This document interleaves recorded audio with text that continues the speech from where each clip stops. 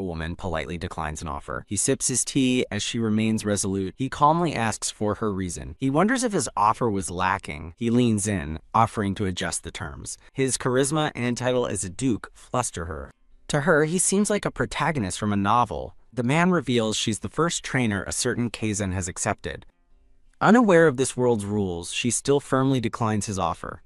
She decides to avoid him to maintain her quiet, simple life. She recalls awakening 5 years ago, realizing she was in a novel's world, but her life as an orphan was harsh and unforgiving. She reflects on her difficult past as a poor orphan. She fondly remembers the woman who raised her like a real mother. 5 years have passed since she remembered her past life. She pushes a cart of vegetables with cheerful effort. Looking back, she offers a contented smile. A white dragon appears, letting out a growl. She lovingly hugs the dragon, fulfilling a lifelong dream. In this world, dragons serve humans as livestock, weapons, and pets. The dragons are diverse. Some are gentle, some breathe fire, and others swim. Each dragon species has its own unique traits and powers. She believes humans can stand on equal footing with dragons. For coexistence, she knows training is an absolute must. With a relieved whew, she finishes cleaning the stable. She warmly calls for the white dragon, Rue. Rue gives her the cold shoulder, pointedly ignoring the call. The sudden promise of treats instantly gets Rue's attention. Her playful dance catches the dragon by surprise. She ties her hair, preparing for the next task. The happy dragon affectionately nuzzles against her leg. Overjoyed, she gives the good girl a well-deserved treat. With the cleaning done, she decides it's time to eat. She smiles, glad to see Rue looking so healthy. She remembers when Rue first arrived and refused to eat. With Rue now eating well, the next step is riding training. An urgent voice suddenly shouts for trainer Lydia. Lydia rushes over to see what the commotion is about. A young man cries desperately, begging for her help. Lydia learns that Trainer Thompson's Rockwell dragon is rampaging again. Rockwell dragons are large but usually gentle creatures. The enraged dragon lets out a terrifying rog. The dragon's trainer, a blonde man named Thompson, cowers in fear. Thompson refuses to approach his own rampaging dragon. Both Thompson and another man flee in terror. Lydia arrives on the scene with Rue, ready to intervene. As Thompson questions her presence, another man silently calls him a useless dumbass. Lydia calmly tells the furious Thompson to be quiet before he makes things worse. She clenches her fists, barely containing her frustration with him. Thompson grabs her shoulder, scornfully asking if she can handle it. She shoves his hand away, brushing him aside as she takes control. Whoosh! A man shouts, "Wait!" as a large brown beast rampages through a courtyard. As the beast continues its rampage, a determined woman with light brown hair looks on. She runs towards the danger, thinking, no way. She bravely approaches the rampaging beast, ignoring another dragon nearby. Smiling gently, she offers a small green orb, thinking, good girl. The beast leans down menacingly as she calmly reassures it that she won't hurt it. She places the orb on the ground near the beast's claw, her gaze steady. She courageously embraces the massive beast, calming its rage. As the beast whimpers, she gently strokes its snout, soothing it. Promising to remove what's hurting it, a gloved hand reaches for the beast's leg. She realizes something is embedded in its back, understanding the source of its pain. Two men watch anxiously, as one tells her to hang on for a moment. She yanks the object free, causing the beast to rear up in a painful cry. As she falls back, the concerned men rush to ask if she is all right. She holds up a sungrass seed, questioning why this basic care was neglected. A blonde man in a blue suit looks on, angrily realizing the seed was still there. He furiously summons an apprentice named Ricky and slaps him across the face, calling him an idiot. The blonde trainer berates the weeping apprentice for not managing the dragon properly. The woman intervenes, telling Trainer Thompson to stop and comforting the apprentice. She wonders why the apprentice didn't know the basic procedure for removing sungrass seeds from the dragon's back. Enraged, Trainer Thompson demands to know what she is trying to say. She accuses him of being the one who saddled the dragon, while ignoring the obvious problem. She points directly at Trainer Thompson, placing the blame squarely on him. Speechless and red with fury, Trainer Thompson glares at her accusation. A powerful voice roars her name, "Lydia!" The director of the Ashar Training Center slams his fist down, furiously demanding to know what Lydia was thinking. He angrily insists that the situation was not her responsibility to handle. The director questions her decision to interfere, but Lydia stands her ground, ready to argue. The director reminds her that Thompson is backed by Count Harris, a major funder of the center. He threatens her with dismissal and brings up the orphanage, forcing her into silence. He sits back, coldly reminding her that her skills are the only reason she's there. Left alone, Lydia is haunted by his threat about needing a recommendation to leave. She clenches her fist in frustration, cursing the injustice of her situation. Standing on a balcony, she reflects that her new life is not so different from her last. She accepts that reality is harsh, and her only real talent is training dragons. Elsewhere, Trainer Thompson mocks Lydia's confidence and questions her skills to other trainers. He smirks, claiming the prestigious training center boosts its reputation by only training docile dragons. Ignoring his petty gossip, she walks away, focusing on sweet drawings from children.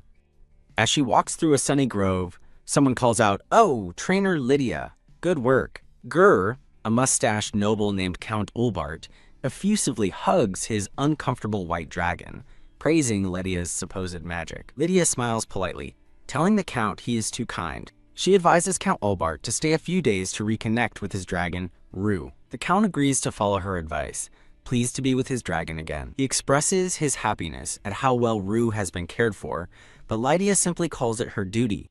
The Count offers to grant her any wish, even a position as his personal trainer. Lydia laughs and politely declines, stating her intention to remain at the Ashar Training Center.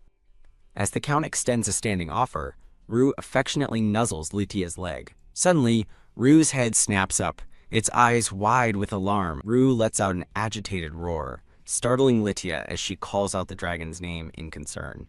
The view shifts to a distant castle, as someone wonders, "What's that?" She gently holds the agitated white dragon's jaw, telling Rue to calm down. As she soothes the whimpering Rue, Count Ulbart shields his eyes, asking what that is in the distance. A legendary fiery red dragon appears, a rare species of immense power known to bond with only one family. It's Duke Alberant, who has arrived with his fearsome dragon. In an office, the Duke presents a document to the training center's anxious director. Seated behind the desk, the Duke states he's come to see if the facility is truly the Empire's finest.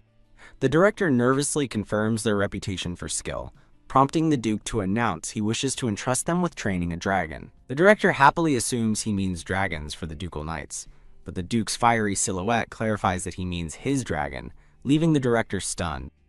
Tapping the document, the Duke specifies he is referring to his agric species dragon. He leans forward, announcing he is seeking a trainer worthy of being his dragon's exclusive partner. The director nervously objects, worried that forcing a new trainer on the dragon could have adverse effects and cause it to hate all trainers. Troubled, the director wonders why the family's own trainer isn't handling this, and concludes that the Duke's concerns about finding someone are unfounded. The Duke smirks, informing the director that the final decision won't be made by him anyway. The true decision-maker, he reveals, will be his dragon, Kazan. Elsewhere, Lydia is informed by another trainer that she is being summoned by the director. Lydia looks worried, wondering about the reason for the sudden summons. As she prepares to leave, a voice asks her to wait a moment. In the background, Count Ulbart lovingly pets his white dragon. Lydia turns to see Count Ulbart, who asks if something is the matter, having finished the day's training. The Count learns that all trainers have been summoned and thoughtfully wonders if it's related to Duke Alberant's visit. Sighing, Lydia resigns herself to the summons, saying it can't be helped. Chomp, she makes a pinky promise with the Count, while his dragon playfully nibbles her head. After thanking the Count for his understanding, she gives the happy dragon one last hug. The dragon gently grabs her collar as she turns to go, asking where they need to gather. Her fellow trainer announces their destination is Training Ground 1, where a large crowd of trainers has already assembled. Lydia rushes in late, apologizing to the angry director and explaining that Count Ulbarth was visiting.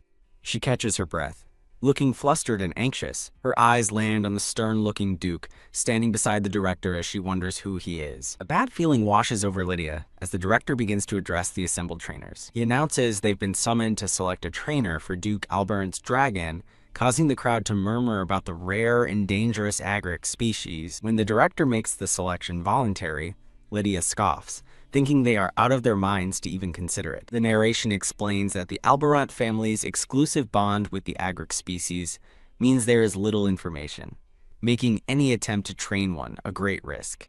The trainers realize that a single wrong move with the powerful dragon could be fatal for a fragile human. They question why the Duke would trust them over his own family's dedicated trainer. Despite the danger, many trainers eagerly volunteer, seeing the once-in-a-lifetime opportunity. Mai Tia hesitates, concerned that being chosen would mean leaving the capital for the distant ducal territory. The blonde trainer Thompson sneers at her, mockingly asking if she is scared. He continues to taunt her, saying her hesitation just proves she's only a girl pretending to be tough. Thwack! As Lydia internally calls him a moron, a red-haired woman beside her slaps him across the face. The woman fiercely confronts Thompson, confirming she hit him, and calling him the real moron for taking his own failures out on an apprentice. Before the argument can escalate, Lydia quietly calls out to her friend. She subtly reminds them the director is watching, his intimidating aura flaring up behind him. Thompson backs down, muttering that the woman is lucky as the trainers regroup. The red-haired woman asks if Lydia is hesitating because of the orphanage, and Lydia confirms her friend knows her situation well. Her friend thoughtfully suggests the orphanage's matron would likely scold her for passing up such a huge opportunity. The director's aide presents a container of lots, announcing that trainers will face the dragon in the order they are drawn. Lydia stands alone, reflecting that all she really wants is a peaceful life. As a trainer steps forward, the director promises to intervene if things get dangerous, guaranteeing everyone's safety. The Duke stands impassively, his regal and commanding presence filling the frame. While other trainers swoon over the Duke's good looks, Lydia remains wary, knowing that entanglement with powerful men leads to hardship. Wheeze! The selection begins with a blast of fire, sending the first few trainers flying in chaos. Lydia watches in shock, wondering what is happening. The massive red dragon appears, an even greater menace than she imagined. Lydia tells a colleague that the dragon will be incredibly difficult to train, pitying whoever gets picked. Tisk, a blonde woman, scoffs dismissively at the other trainers. Thompson arrogantly declares he'll show everyone how it's done. He confidently approaches the red dragon, as Lyra watches with concern. The dragon turns in surprise, as Thompson raises a hand to its back. Pat, pat. He smugly pats the dragon, thinking it was simple. Lydia lets out a horrified scream. She yells at the idiot as the enraged dragon looms over him. She screams at the moron again as the dragon's shadow falls upon him. Wham! The dragon's tail sends Thompson flying as he grunts in pain. With a terrifying grr, the dragon pins him down as he begs for his life. Lydia raises a silver whistle to her lips. The dragon's furious yellow eye glares with intensity. As others cry Lydia's name, Thompson desperately screams for help from beneath the dragon's jaws. Lydia calmly commands the raging beast to look at her. She promises not to approach, observing the dragon's intelligent but annoyed warnings. As the dragon's claw threatens Thompson, Lydia internally vows to quit if he isn't fired. She watches intently, deciding to wait for its breathing to calm. With a thud, the dragon plants its clawed foot on the floor. It lets out a massive caw, making Lydia fear she's made a mistake. The onlookers stare in absolute terror. The black-haired Duke strides purposefully through the panicked crowd. The giant red dragon gently nudges its head against Lydia. Covered in tears and sweat, she can only wonder what just happened. A goofy thought bubble shows the dragon lovingly holding a tiny Lydia in its mouth. The Duke and the other onlookers are completely bewildered by the sight. An older man praises Lydia's skill, while the Duke ponders how she read the dragon's behavior so quickly. The Duke cuts the man off, deciding to postpone their conversation. As the Duke walks away, Lydia suddenly loses her balance and falls backward. In a swift motion, the Duke catches her. He asks for her name, and she nervously introduces herself as Lydia. He commends trainer Lydia for her remarkable performance, startling her. She humbly insists it was standard procedure, but he points out she was the only one to follow it. The Duke offers a confident, knowing smile. He asks if she will train his dragon Kagan, but she internally screams absolutely not. She never ever planned on becoming the Duke's personal trainer. Later, she sits across from him and formally apologizes, declining his offer. She explains to her colleagues that she never even applied to work with that type of dragon. She states that she only intervened because it was an emergency. Her heart belongs to the orphanage. That means everything to her. She only wants to help the director and ease her burden. With a gentle smile, she remains firm in her decision. She repeats her sincere apology to the Duke. The Duke finds her refusal curious, given the honor of the position. A knock at the door interrupts them, and he bids them enter. An aide reports that Lydia has no experience with dragons from the nobility. The aide explains she's not top tier, making her transfer not an option. He reveals that she is, in fact, a vital asset to their more humble operation, thanks to generous funding. A gloved hand reviews a document, planning to expel someone from the training center. The director explains to the Duke that a trainer's talent is useless if the dragon rejects them. The Duke challenges the director to train the dragon himself, leaving the man speechless. Reading her file, the Duke notes Lydia's repeated refusals and strong ties to her orphanage. The Duke stands, deciding to end the meeting for the day. He walks away confidently, believing Lydia is capable of handling the dragon. Later, Lydia looks confused as she sits with the exhausted director in his office. The director confirms the Duke entrusted an agric species dragon to their center as Lydia processes the news. In disbelief, she wonders if the Duke is insane. Finding the situation impossible, she protests, overwhelmed by her murderous schedule and the thought of adding another dragon. The director asks if any other trainer could handle it, and she hesitates. He clarifies she only needs to feed and manage it, but she slams the table in frustration. She argues it's Thompson's fault, but the director insists the Duke's decision is final. Fuming, she wishes she'd let the dragon crush the useless, troublemaking Thompson. She hands over her resignation letter, but the director desperately refuses to accept it. He clings to her leg, begging her to think of the dragons she cares for. She knows he's exploiting her weakness as he continues to cry and plead. Thinking of the other dragons, she glances at her beloved white dragon, Rue. As Rue licks its chops, Lydia contemplates her difficult decision. She reluctantly agrees, and the overjoyed director thanks her as she adds a condition. She firmly states she will only feed, walk, and manage its scales, nothing more. The director is relieved as she tells him to get up, clarifying she's not doing it for him. The scene transitions with a floral, golden pattern. A new sign hangs on a gate, assigning Lydia to the dragon under special care. She approaches the dark enclosure with food, asking if the creature inside has been well.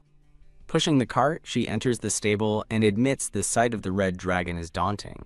As she tries to introduce herself, the red dragon lunges forward with a mighty roar. She calmly holds her ground, and the dragon pauses to cautiously sniff her outstretched hand. Roar. The dragon unleashes another deafening roar directly at her. She simply tells it no and then to wait, and the beast quiets down. Confused by her command, the massive red dragon lies down obediently. Praising the dragon, she offers it the cart of food, which it begins to eat. She observes its spoiled behavior, wondering if it's ever been treated this way before. The urge to train the magnificent creature grows, but she forces herself to resist. Once the dragon is done eating, she approaches it with her next plan. She announces it's time for a walk, surprising the dragon as she puts on a bridle. She happily rides the red dragon as it takes to the sky. The dragon thrashes wildly, expressing its extreme annoyance with the situation. Clenching her fists, she reminds herself to endure and not get any more involved. Roar. As the dragon roars in protest, she repeats her promise to do nothing more than basic care. Screech. Shriek. Yow. She holds on tight as the dragon continues its tantrum. Pulling the reins sharply, she glares at the dragon and firmly repeats, "I told you. No." From a distance, the Duke watches with his arms crossed, a knowing smile on his face. The Duke approaches, complimenting Lydia on how well she is caring for the dragon. Growl. The dragon affectionately nuzzles against the Duke's chest. He smiles gently, petting his dragon's head with a soft touch. Lydia watches in surprise, realizing the Duke is capable of such a warm expression. Defensively, she states she only provided basic management, which the Duke acknowledges wasn't bad. The Duke mentions the rare opportunity to handle such a dragon, but she flatly refuses again. The Duke finds it unexpected that his dragon, Kazan, has taken a liking to a female trainer. As Lydia feels an unsettling gaze, the narration notes the rarity of female trainers for large dragons. The Duke states it's fine as long as the dragon likes her, but Lydia thinks she has no intention of being his trainer. He calls out to trainer Lydia, and she flinches before answering nervously.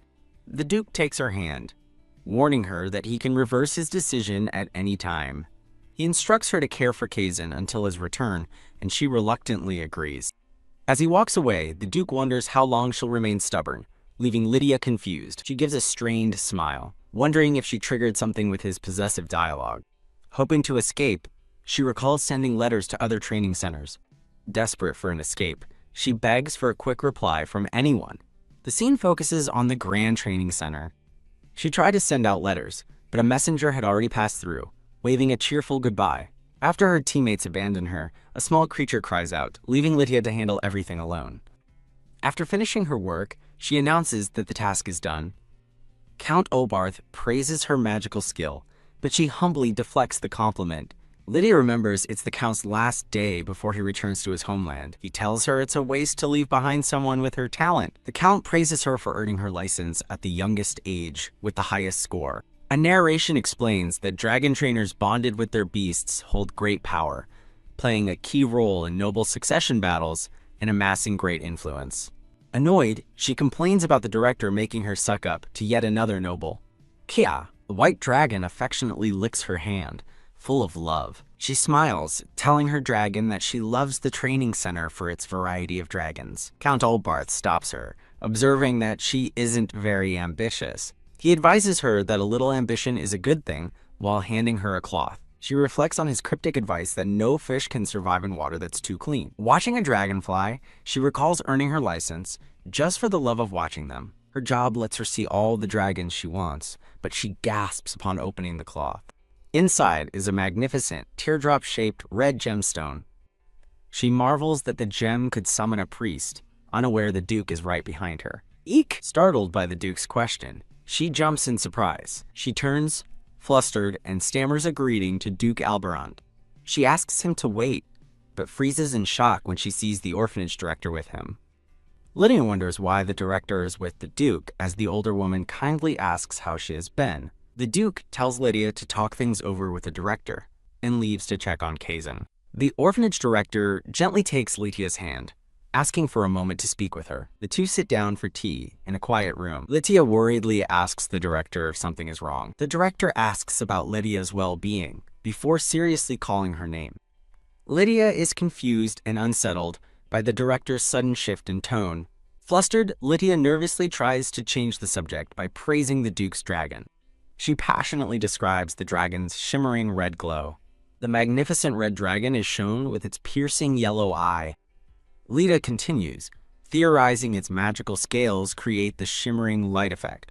She gushes about how it's like a living volcano, one of the most beautiful dragons she's ever seen. As the director laughs, Lydia grabs her head in embarrassment over her outburst. Composing herself, Lydia finally asks what the director wanted to discuss. The director formally requests that Lydia train Duke Alberant's dragon. Stunned, Lydia listens as the director explains that rumors of her skill have already spread. The director reveals the Duke visited the orphanage, made a huge donation, and even brought a priest. The director adds that the priest kindly treated all the children at the orphanage who needed healing. Lydia listens quietly, her back to the viewer as she stares at a painting of lions. When Lydia asks if she also received help, a dark flashback shows the director bleeding amidst wreckage before she smiles in the present, confirming she did. Overcome with emotion, Lydia cries tears of relief, saying she's really glad. The director urges her not to worry about them and to seize the opportunity with Duke Alberant. The director adds that her hands are undeniable proof of all her effort. Lydia cries into the director's shoulder, overwhelmed by her kindness. The scene shifts to Duke Alberant, who rests peacefully against his massive red dragon in a sun-drenched field. Lydia approaches with a stern expression, and the Duke asks if she enjoyed her conversation. She thanks him for his consideration, a sentiment he dryly repeats back to her. She informs him that she's thought about his offer, and he simply hums in response. Ugh. A frustrated chibi Lydia expresses her internal annoyance. She fumes internally, thinking the Duke is being difficult and playing dumb after going to such lengths. Lydia feigns disappointment that he's forgotten the offer, suggesting he withdraw it, but he just scoffs. Ha! The Duke stands, casually remarking that he can't even joke with her. He steps closer, stating that her change of mind is a welcome turn of events for him as well. As he suggests they discuss the details, Lydia musters a determined smile. In a flashback, 3 tearful children from the orphanage beg her to promise she will visit. Lydia comforts a crying child, promising she will, and the child tearfully agrees. Hick. After the contract is signed, time passes, and the director watches thoughtfully from a tower. The director gives Lydia a farewell hug, telling her to take care and that she'll always be supportive. With a gentle smile, Lydia promises she will write. The director looks at her sadly, asking if she's really leaving. Her former colleagues see her off, with the red-haired woman noting that it all worked out well. Lydia thanks them for coming and says she has some news as a farewell gift. The red-haired woman whispers that Duke Alberant filed a complaint, and Thompson got dismissed, shocking Lydia. Pop. The colleagues celebrate Thompson's dismissal by joyfully spraying a wine bottle. The orphanage children and her former co-workers all wave goodbye, wishing her the best on her new journey. Lydia smiles warmly and waves back as she finally departs. As the Duke waits under a tree, he thinks about his mixed feelings of relief and sadness before calling out that she's late. Eek! She apologizes for the delay, explaining she was saying goodbye, and he dryly reminds her that her contract includes plenty of vacation days. Annoyed, she asks why he came to pick her up, while admitting to herself the contract's terms were too good to pass up. The Duke explains her top priority is to help Kazin socialize with the other dragons, and she realizes the core of the problem. As she reviews a document, the Duke clarifies that there has never been any issue between him and Kazin. He elaborates that their bond was ideal, and he always made time for the dragon, suggesting she just needs to observe for a while. Lydia reads a contract clause stating an incentive will be provided if she determines additional training is necessary. The Duke explains the clause's meaning is simple. The trainer knows best what a dragon needs. He offers to compensate her fairly if she notices anything he's missed, and she immediately suspects that's a guarantee something will come up. He confirms her suspicion with a confident absolutely, and she decides to agree, banking on future adjustments. She steals her resolve, telling herself to get it together and do well now that the contract is signed. With a determined expression, she rides a majestic white beast through a forest. Whoa, she is in awe of the magnificent creature she is riding. She looks out over a vast, beautiful landscape of green fields and rocky cliffs. Gushing over the perfect environment for raising dragons, she's told by a hooded man to calm down. She explains her city-bred excitement, but the man warns her that things aren't as they seem, though her bond with Kazin might make it easier. Confused, she asks what he means, and he simply tells her she'll understand when she sees it for herself. An uneasy feeling grows as she rides onward with the mysterious, cloaked figures. Petting a now docile Kazin, she explains to the other trainers that their resentment is understandable, given how a newcomer suddenly tamed their disobedient dragon. Looking at a grand castle, Lydia recalls hearing that the eastern region was in chaos just a few years ago. She soberly reflects that she can't assume everything will go smoothly. As grand gates swing open, she reminds herself this is the powerful Duchy of Alberant. Feeling confident, she thinks about the Duke's high rank and expects to see tons of dragons and trainers. Holding the reins of a red dragon, she smiles brightly, only to stop with a confused, eh? The hooded man tells a shocked Lydia that this is all there is. Crestfallen, she asks if there really isn't a single dragon to be seen on the vast estate. He explains that no other dragons can be there while her charge, Kazin, is running wild. The hooded trainer quickly leaves, saying he can't keep his dragons here. Lydia cries out for him to wait as another trainer on horseback flees, while a third cowers behind her as Kazin roars. Lydia watches in disbelief, wondering what she just witnessed and if those were really certified trainers. She scolds herself, thinking that if dragons were easy to handle, trainers wouldn't be needed, as Kazin glares at her. Sigh. She sighs in frustration and decides to head inside. As she leads the red dragon forward, it stubbornly pulls back. With a smirk, she admits to herself that Kazin really is ridiculously temperamental. She notes, however, that the dragon's actions don't seem intentionally malicious. Lydia gently strokes Kazin's snout, reassuring the dragon that she isn't angry. She promises to be back soon, and asks the dragon to wait inside for a bit. Kyang.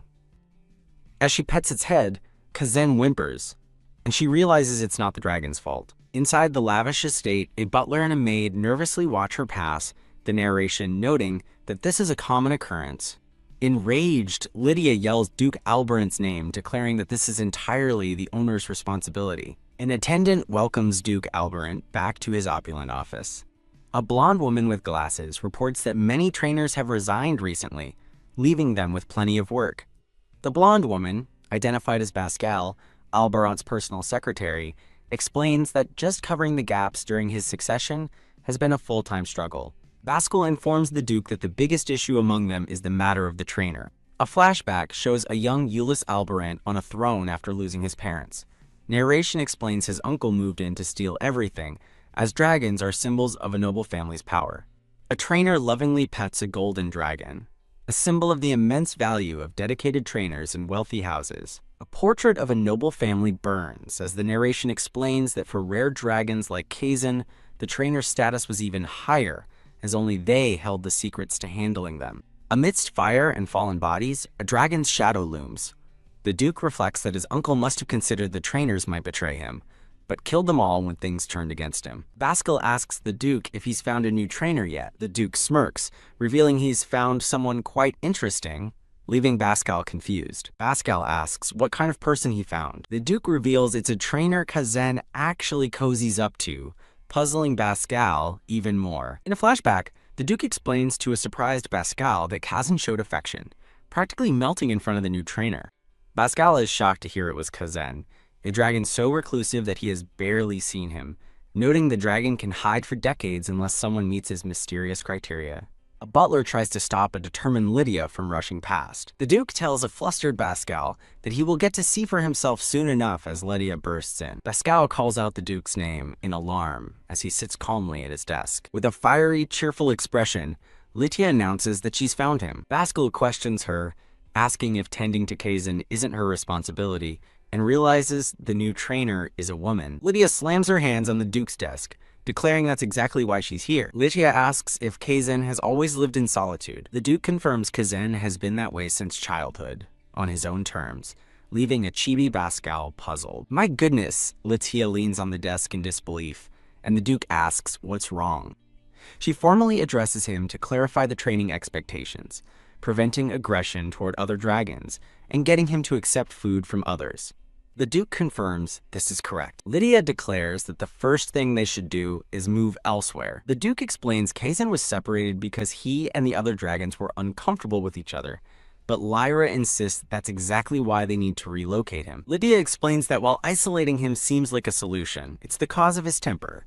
He's been deprived of socialization and doesn't know how to interact with other dragons. The Duke asks if she's confident, and she replies with a firm, "Yes, I am." The Duke clasps his hands, confirming that in that case, any consequences will fall entirely on trainer Lyra, a condition she accepts with a steely gaze. She agrees, adding that preparation will be necessary before they begin, which piques the Duke's curiosity. She announces the need for basic obedience training, which she'll conduct while Kazan's enclosure is being relocated. As Lydia says, "Pardon?"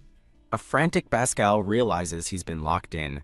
The Duke reminds her that she herself proposed to train Kazan in obedience during the enclosure's relocation. The Duke warns her not to fail her very first task. She thinks he's never been spoken to so directly before and vows to deliver results that please him. Her past self's thought echoes her initial fear. I can't do this, no way. While eating an apple outdoors, she wonders with frustration if she is being avoided. She recalls how other trainers flinch and run away when they spot her, thinking it's too much. Sitting beside Kazan, she muses that while she's been busy, their avoidance is still extreme. Today, she'll present the results of the basic obedience training she promised the Duke. Annoyed at the public demonstration, she mounts Kazan and tells him to go as he lets out a happy grrr. As Kazan flies, she resolves to show her employer what he wants, as promised. On the ground, the Duke waits while other trainers struggle with their spooked beasts. The Duke watches with a stern, focused expression. Lydia and Kazan land before him, and he greets them as the dragon growls. Kazan lets out a more menacing growl. The other trainers' beasts rear up in panic as their handlers shout for them to calm down. Lydia calmly gives the command for Kazan to stand down. With a low grr, Kazan obediently nudges against her leg. Further back, grrr, Kazan reluctantly backs away from her. As the trainers watch, she gives the final command, down. Someone thinks in shock that Kazan is actually obeying his commands as the dragon lies down. The Duke watches, wondering how someone other than him is controlling the dragon. He observes that, just as trainer Lydia promised, Kazan is following basic commands perfectly. Lydia thinks with certainty that she trained him to obey without fail. The Duke gazes thoughtfully at the scene before him. Lydia clarifies that Kazan obeys for now, surprising the Duke with her qualification.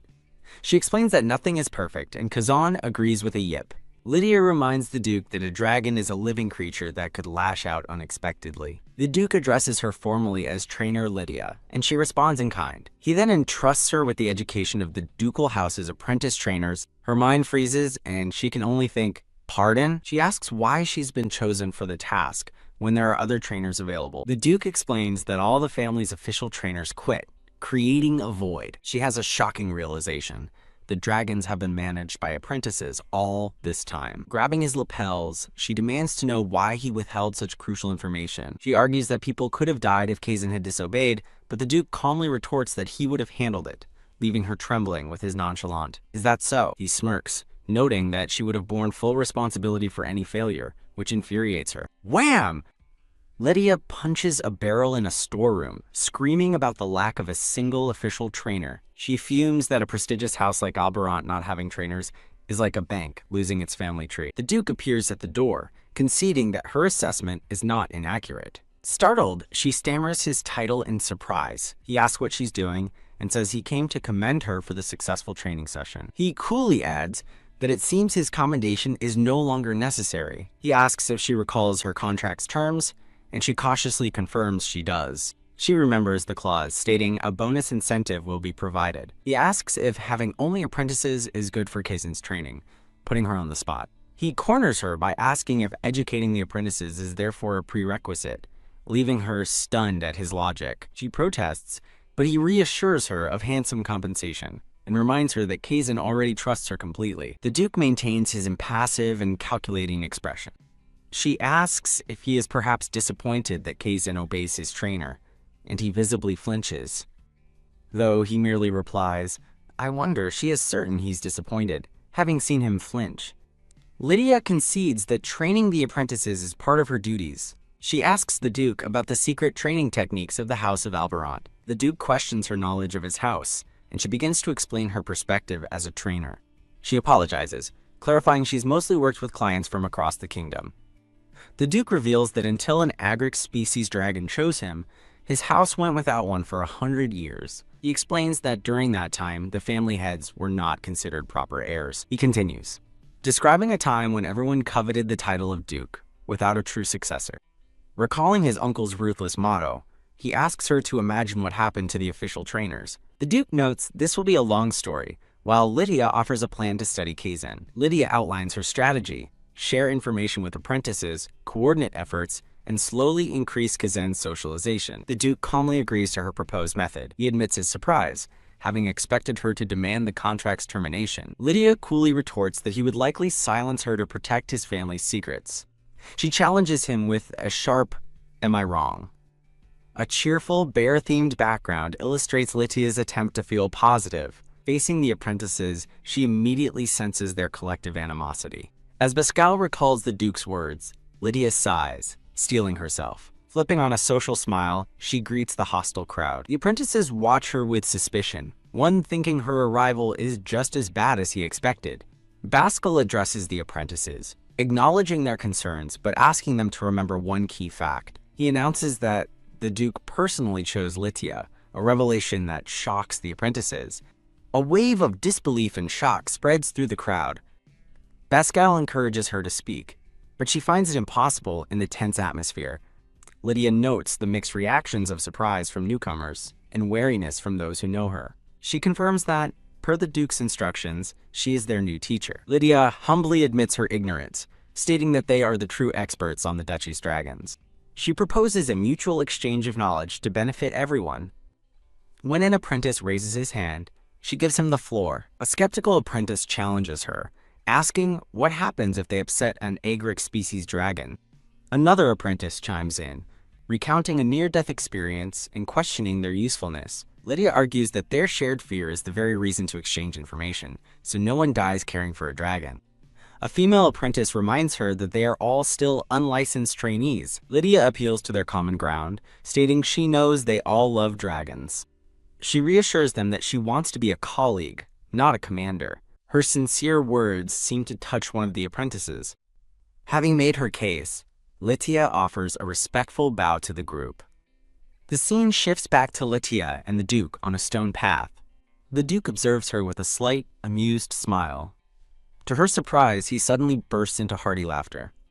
He praises her intelligence, then delivers a veiled threat, making her realize he's dangerous. He promises fair compensation to quiet complaints as he walks away. He challenges her to prove her worth alongside the probationary trainers. His final words are a chilling ultimatum, leaving her seething with rage. Fuming over his threats, she recalls the apprentice's reminder that direct management is key. A young, dark-haired apprentice finds her peeking into a stable. He asks if she's really expected to feed all the growling, roaring dragons. The apprentice smiles cheerfully, calling it a basic task, which infuriates Lytia. She knows she can't refuse, without giving him an excuse to criticize her. Faced with a mountain of dragon food, Lytia curses her situation as the Duke smirks from afar. Forcing a bright smile, she cheerfully asks if simply feeding them is all that's required. The dark-haired apprentice smugly announces he'll take full responsibility for feeding the dragons. With a blindingly cheerful smile, Lytia tells him to leave quickly, as he'd only be a hindrance. As Lytia vanishes, the apprentice stares at the food mountain, realizing he's been played. Running with determination, she thinks they aren't the first to try and overwhelm her. Recalling past villains from the Asher Training Center, she scoffs at their unoriginal attempt to break her with work. Approaching a small white dragon, she vows to make the apprentices regret putting her in charge of feeding. She greets the hungry dragon, promising food as it lets out a hopeful growl.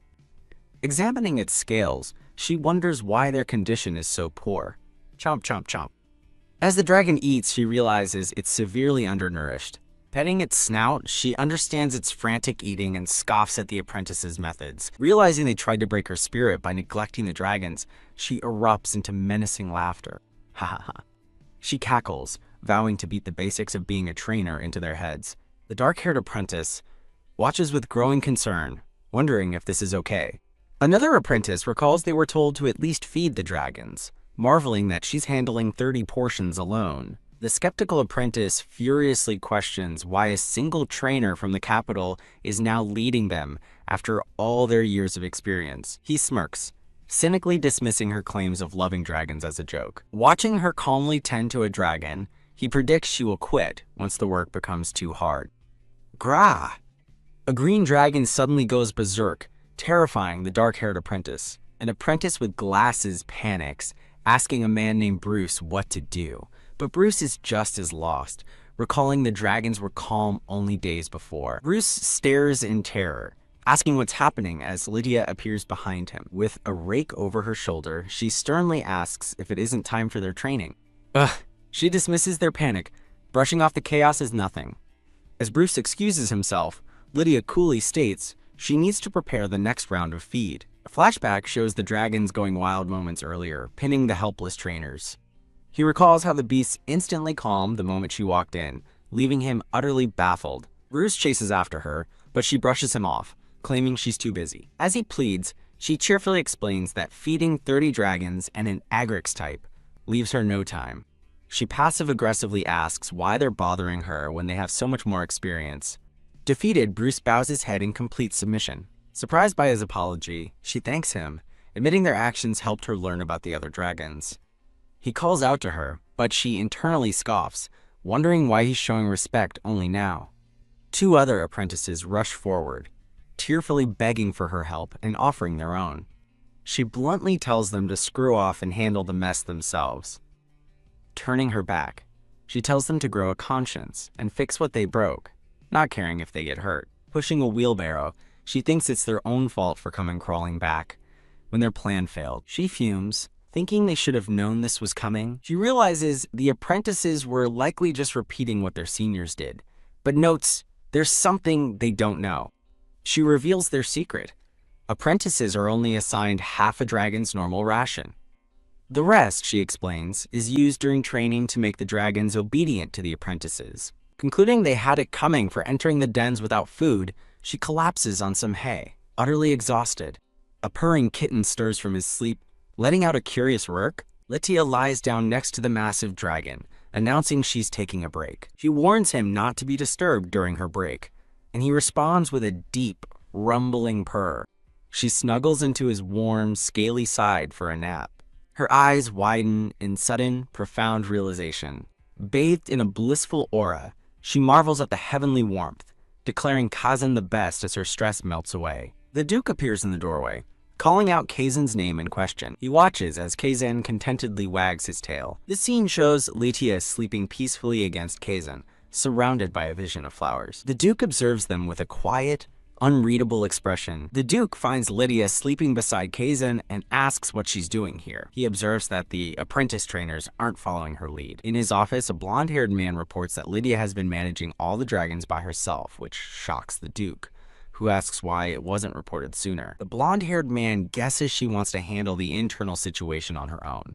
Annoyed in her sleep, Lydia grumbles as the aide's thoughts continue, concluding she'd need the authority to discipline the apprentices for their overwork. The Duke falls into a thoughtful silence. As Kazan lets out a soft moan, the Duke wonders if he should wake Lydia. Stepping away, he decides to leave her be, but only for now. He thinks to himself that it would be a problem if Kazan's trainer collapsed from overwork. Lydia's eyes suddenly snap open. Grr, as Kazan growls, she apologizes for the sudden movement. A distant shout of, "Trainer," Lytia, startles her, and she wonders what the screaming is about as Kazan growls protectively. A familiar man scolds a purple-haired apprentice for yelling in the Agric's enclosure. The distraught apprentice tearfully finds Lydia. He frantically reports that something terrible has happened, and Lydia, recognizing the bad feeling, tells him to calm down. He shouts that all the drakes escaped the moment they opened the gate. She confirms the details. He went to strap them down, and they slipped past him.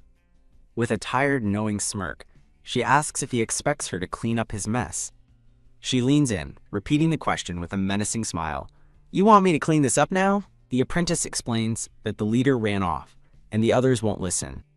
Lydia holds back the urge to tell them to deal with it themselves. Thinking of a stampeding blue dragon, she realizes the situation could quickly worsen if the Dracosteeds aren't controlled. She calls out to Kazan, who responds with a GRK. The purple-haired apprentice points to the open gate as Lydia declares she'll bring them back.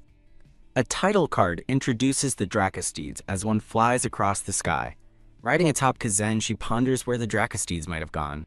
She urges Kazan higher, and he sniffs the air to track them. A moment later, she spots something in the distance.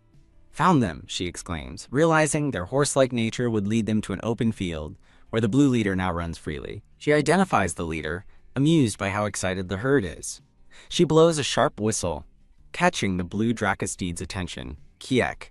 Kazan lands with a powerful thud. She confronts the herd, sarcastically asking if they enjoyed their little outing. As she tells the leader it's time to go back, it growls in defiance. She notes their reluctance to return, admitting she'd be overwhelmed if she had come alone. Revealing she didn't come alone, she gestures to the menacing Kazan behind her and calmly tells the herd it's time to go back. With the Dracosteeds returning, an apprentice rushes to open the main gate. The skeptical apprentice stands frozen, wondering what he should do now. The other apprentices argue in panic, debating the impossibility of catching the Dracosteeds and the consequences of inaction. A female apprentice silences them, asking if they have any plan to account for their failure to the Duke. Bruce orders the others to go search for the Dracosteeds, but it's too late. An apprentice peeking from a doorway stammers in shock. He announces in disbelief that the Dracosteeds are coming back. From above, Lydia is seen riding the blue leader, expertly herding the others with Kazan's help. She shouts for them to open the training ground gate. The large wooden gate swings open with a creak. The apprentices watch in stunned silence as the Dracosteeds are guided back into the enclosure. The apprentices stare, completely baffled as to how she managed it.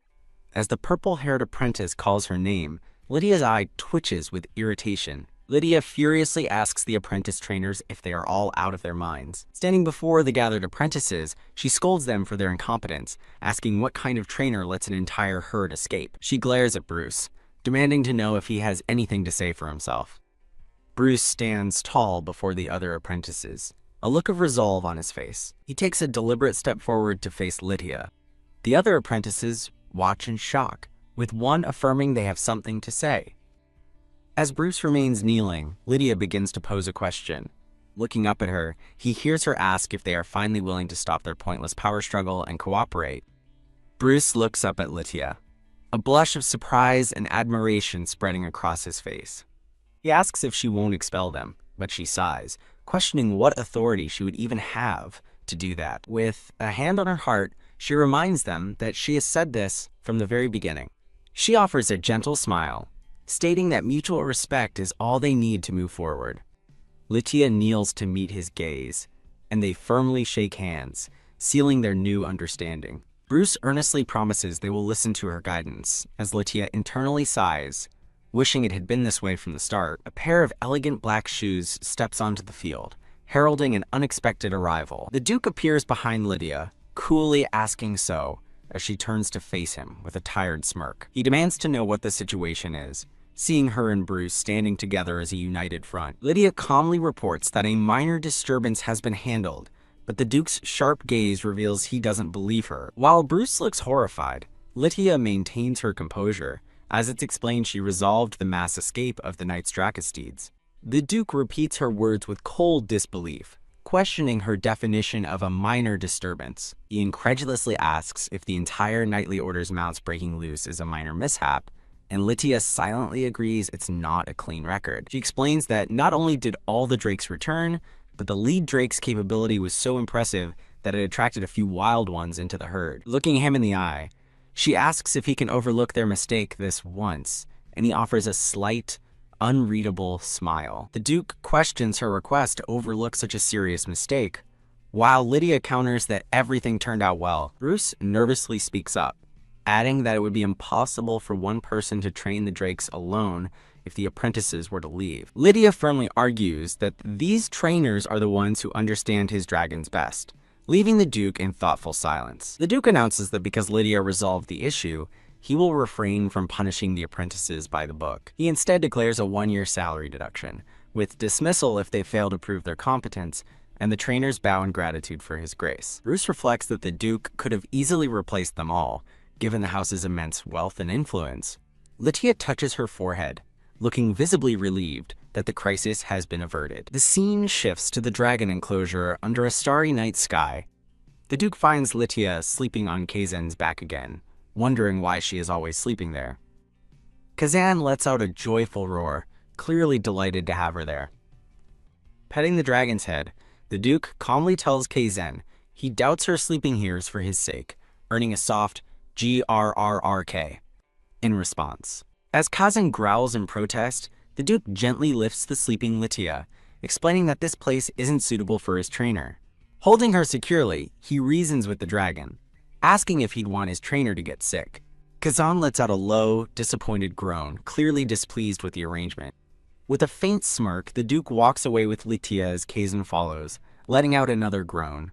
The scene transitions to the lavish, candlelit interior of the ducal mansion. As he carries her down a grand hall, the Duke reflects on how people reveal their true nature when cornered, and admits the importance of understanding Lytia's character. He continues his thoughts, acknowledging that being talented and being trustworthy are two very different things. He instructs the butler to prepare a proper room for Lytia and to summon a cleric, which the butler immediately accepts. The Duke declares that she is the only exclusive trainer in the duchy and must be treated with the utmost care. Cradling the sleeping Lytia, he thinks about all she has accomplished, recovering the wyverns, taming wild ones, and expertly flying Kazan. A look of deep satisfaction crosses his face as he concludes she's a responsible and valuable talent who has erased all doubts about her capabilities. He carries her onward through the opulent, gilded halls of the mansion. Lydia murmurs in her sleep, unconsciously snuggling closer and grasping the medallion on his uniform. The Duke's eye widens, startled by her sudden movement. He glances down at her with a gentle smile, thinking that this incident has certainly left a profound impression on him. A new day dawns over the sun-drenched ducal mansion. Gasp! Lydia jolts awake, startled and confused in an unfamiliar bed. Looking around the luxurious room, she clutches the sheets, wondering where and who she is. Her confusion turns into a delighted grin as she relishes the chance to act out a classic trope. Coming back to reality, she questions her surroundings, remembering only resting on Kazan before a knock sounds at the door. The steward enters with a food trolley, explaining the Duke himself ordered her to rest properly, much to Lydia's surprise. She panics upon realizing she's wearing a different nightgown, but the steward explains the maids changed her for comfort. He adds that a priest checked on her for extreme fatigue and that she's been asleep for an entire day, leaving her utterly shocked. Worried about Kazan, she asks for her clothes, but the steward assures her there's no need to worry. Lydia senses something is off as the steward looks away nervously. The Duke calmly enters the room, taking the trolley from the steward. He invites her to dine with him, leaving Lydia flustered and suspicious of his sudden kindness. She sits opposite the Duke at a lavishly prepared dining table. Though she expected it to be awkward, Lydia is surprised to find the food is absolutely delicious. The Duke questions the safety of her sleeping in Kazan's enclosure. She sheepishly admits Kazan's scales were just too warm to resist, calling him the ultimate heated blanket while inwardly realizing she's been caught. He tells her that, while he understands the sentiment, he'd prefer she didn't do it again. Lydia playfully suggests he must have tried it himself, rendering the Duke speechless for a moment. The Duke changes the subject, commending her performance yesterday and stating he wants to speak frankly. He reveals that Kazan's socialization was a pretext to find a permanent trainer for the ducal house. He asks for her professional opinion on whether an Agrix-class dragon needs a herd structure, but she remains silent.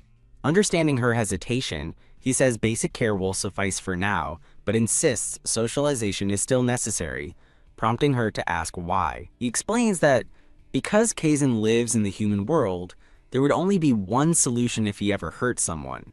When she asks what that solution is, he delivers a chilling answer: euthanasia. The Duke looks her in the eye, asking if that's an outcome she would want. A large language model is a computer program that has been trained on a massive amount of text data. It can generate human-like text, translate languages, write different kinds of creative content, and answer your questions in an informative way. With a grave expression, he repeats his warning about euthanasia, asking if she would truly want that for Kazan. The Duke slams his glass down, declaring he'd never allow it. But Lydia counters by questioning what would happen if the imperial family intervened. She challenges him with a hypothetical. What if Kazan, unsocialized, caused chaos while the Duke was away? She asks if he truly believes the authorities would overlook such a disaster, forcing him to confront the grim possibility. Lydia concedes her words were harsh, but argues that since human society is not built for dragons, this is a risk for more than just Kazan. She praises his care for Kazan, stating it's the only reason an incident hasn't already happened. Acknowledging the weight of the decision, the Duke simply asks her to consider his offer. Lydia resolutely accepts the position, promising to do her absolute best for both Kazan and the Duke. Their agreement reached, she cheerfully asks how long her required rest period will be. He grants her a week of leave at the mansion, leaving her stunned and concerned about who will manage Kazan. He coolly reassures her that he handled Kazan's care before she arrived and can do so again. He reminds her to prioritize her own well-being as the duchy's only dedicated trainer, and she sighs in resignation. Lydia reflects on their conversation, wondering if her arguments were too harsh. She muses that they always seem to miss each other's point, as a maid offers her more food. Deciding to worry later, she gives a thumbs up and happily orders another steak to enjoy her vacation. A title card announces the third day of Lydia's vacation against the backdrop of a grand building.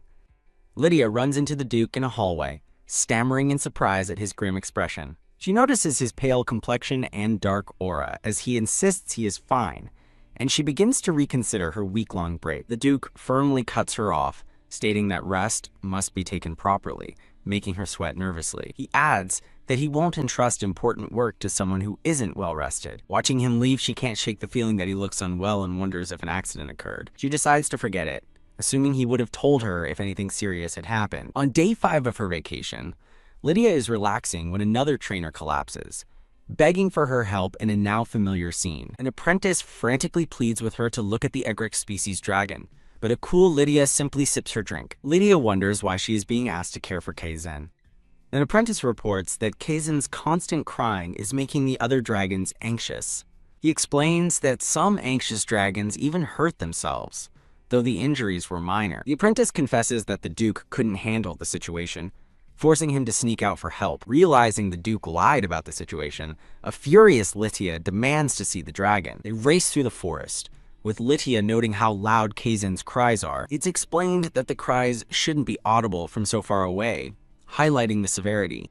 As the crying suddenly stops, the apprentice grows nervous while Lydia arrives at the enclosure. She bursts through the door, yelling Kaizen's name in alarm. The weary Duke looks up as Kaizen lets out an excited roar at her arrival. Ha! She sighs in relief as Kaizen affectionately nuzzles her. She explains to the Duke that no trainer could rest while their dragon was in distress. Lytia reflects that the stubborn dragon and his equally stubborn master are exactly alike. Oof! An overjoyed Kaizen playfully tackles her to the ground. She gently asks if he was upset by her absence, earning an affectionate purr. Kaizen yelps in surprise at the mention of the Duke, and Lytia offers a knowing apology. She recalls the Duke's expression, realizing he was deliberately hiding the truth from her. A memory flashes of the Duke looking stern in his formal attire. She then remembers his troubled expression from their recent dinner. She reflects that while the Duke clearly cares for Kaizen, their entire conversation felt off. Realizing his problem is deeper than jealousy, she begins to address the Duke. She concludes that the final decision will not be the Duke's, but Kaizen's. Facing them both, she continues to piece together the Duke's true intentions. She realizes the Duke never intended to accept anyone else into his and Kaizen's world. Shriek. Kaizen playfully tackles Lytia in a grassy field. Lytia muses that mere disappointment would be a surprisingly mature reaction for the Duke. She considers what the Duke's true feelings must be in this situation. His true feeling towards her is revealed in a single word: distrust. A narration explains the profound and misunderstood bond between dragons and their chosen people. Lytia bows, accepting full responsibility and promising to correct Kaizen's behavior. Sensing his distrust, she wants to start training immediately, unaware he feels guilty for interrupting her rest. The Duke resigns himself to needing her help, admitting he couldn't calm Kaizen alone. Accepting her fate, she reflects that this behavior should have been corrected years ago. Watching the squealing Kaizen roll in the grass, she realizes he lacked proper guidance and needs a bath. She hopes for a nearby lake to make the daunting task of washing him easier. She sits quietly in the field, taking a moment before the training begins. With a firm tone, she begins the training by ordering an approaching Kaizen to step back. Roar! A defiant Kaizen throws a tantrum and knocks her over. Grr! He lets out a low, defiant growl. Undeterred, Lytia sits up and readies her training whistle with a determined expression. Grr. Sulking Kaizen glares, his stubbornness creating a metaphorical wall.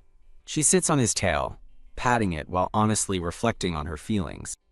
She despairs, admitting how difficult it is to be strict with the dragon she adores. Her resolve wavers as she internally gushes over how absolutely adorable Kaizen is. Steeling herself, she thinks that she has to endure for both their sakes. As Kaizen lies down dejectedly, she concludes that both he and the Duke need this experience. Her serious gaze suggests her thoughts are on Kaizen and someone else. That someone is the Duke, who watches the training from a distance. Roar! The Duke flinches as an enraged Kaizen abandons training and charges directly at him. Ugh! The Duke grunts in surprise as Kaizen tackles and pins him to the ground. The Duke appears in a romanticized memory, questioning the situation. Lytia cheerfully asks if he didn't want Kaizen's behavior corrected. The Duke admits he did, but questions if it can be done in just one day. He internally questions Lytia's methods, recalling Kaizen's 5-day tantrum and suspecting a trick. The Duke's somber reflection appears in Kaizen's eye. A fond memory shows the Duke gently petting a younger Kaizen. Their mirrored reflection in the water symbolizes their deep, intertwined bond. He rests his head against Kaizen's, affirming that their bond is not a lie. Lytia watches the two of them, thoughtfully observing their connection. Lytia explains that she must leave to train others, as her absence is also part of the lesson. Her determined expression shows her commitment to the training plan. As Lytia walks away, a dejected Kaizen apologizes from the ground. The Duke remarks that Kaizen usually doesn't cry out for other people. Lytia turns back with a knowing, confident smile. She internally concludes that his jealous reaction is not a bad sign. As Lyra departs, the Duke pets Kaizen, feeling a sigh of relief for now. The Duke sits peacefully in the grass, embracing a now calm Kaizen. The scene shifts back to the grand entrance of the dragon stables. Wah! Two eager apprentice trainers greet Lytia with great enthusiasm. Lytia arrives as the trainers explain that the dragons are currently out for exercise. The two apprentices look at her with sparkling, unabashed admiration, announcing she's starting intermittent training early. Lytia asks to check on the dragons first. Kayak! She asks about the walking schedule. learning that Lord Baskal's dragon is walked separately. A small beaked dragon nuzzles her affectionately as she asks about Lord Baskal. A new, distinguished-looking man with long blonde hair adjusts his monocle. The apprentice explains that the dragon is a rare Panthera stalker species brought by the Duke of Albarant. Lydia learns that the Duke and this Lord Baskal were close childhood friends. Her pleasant stroll with the apprentice is interrupted by a dark, foreboding gate. The apprentice asks if she's all right as glowing blue eyes watch them from the darkness. Lydia stares intently at the shadowy enclosure, asking about the dragon within.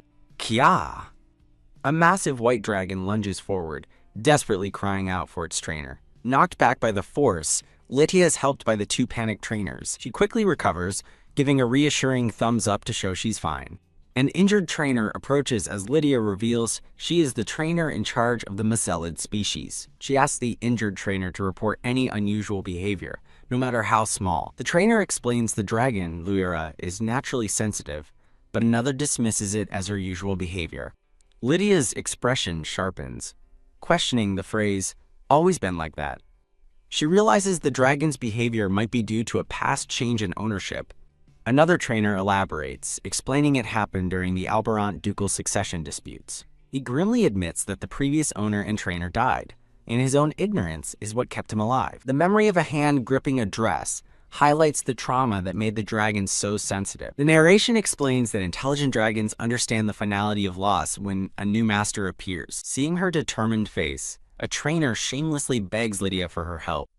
The other trainers look on with desperate hope, trusting her to solve the crisis. The injured trainer reveals the current owner is Lady Durna. Lydia crosses her arms, questioning if this is the same Durna who is an alchemist. The scene shifts to an opulent, crimson-walled office. The Duke looks up from his paperwork, confirming she means Durna the alchemist. He senses her serious mood and asks if something is wrong.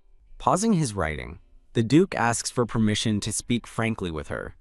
With a determined gaze, she accepts the challenge and says, "Go ahead." Lydia's voiceover explains that while all the ducal dragons have issues, the white dragon Luira's case is the most urgent. The beautiful white dragon Luira rests peacefully, though a sense of melancholy surrounds her. Lydia asks the Duke if Luira might cause an incident, and he soberly confirms it's quite likely. Standing alone in the grand office, Lydia silently reflects that with only apprentices present, such a possibility was expected. The Duke commends her for managing with apprentices for so long, confident they'll become great trainers, which catches Lydia off guard after their recent argument.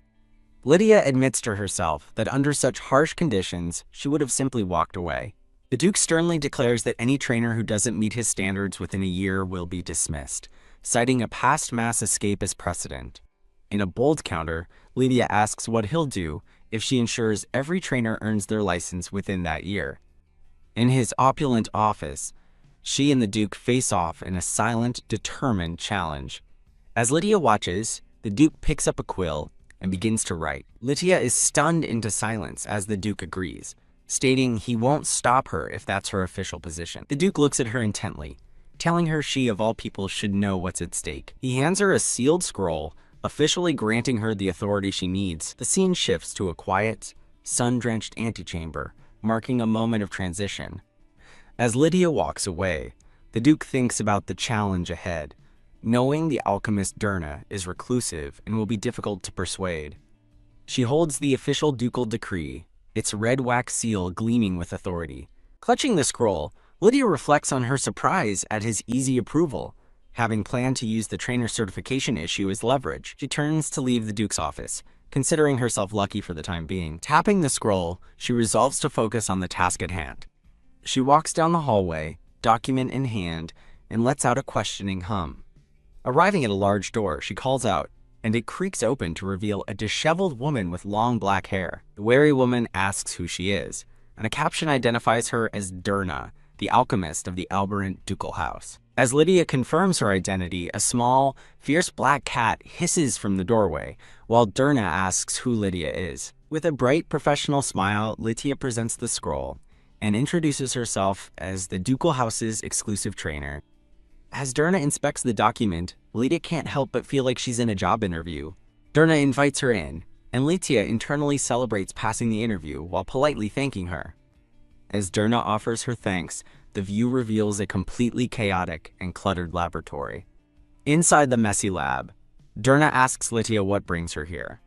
Lydia cheerfully grabs Durna's arm, stating she heard Durna is the master of the dragon Luira. Startled by the sudden mention of her dragon, Durna recoils in shock, confusing Lydia. Sitting on a bench, Lydia calmly reassures a worried Durna that Luira is not sick or in an accident. Lydia warns that there is a high risk of an incident and recommends behavioral correction, but Durna asks why the trainer can't handle it. Explaining that an owner's permission is required, Lydia insists that Luira needs her master's involvement for the training to be effective. Lydia's expression darkens as she challenges Durna's dismissive attitude that Luira has always been like that. She calmly addresses Lady Durna, forcing her to confront the situation as the alchemist turns away. Lydia begins her pointed questioning, asking how often Durna actually visits Luira.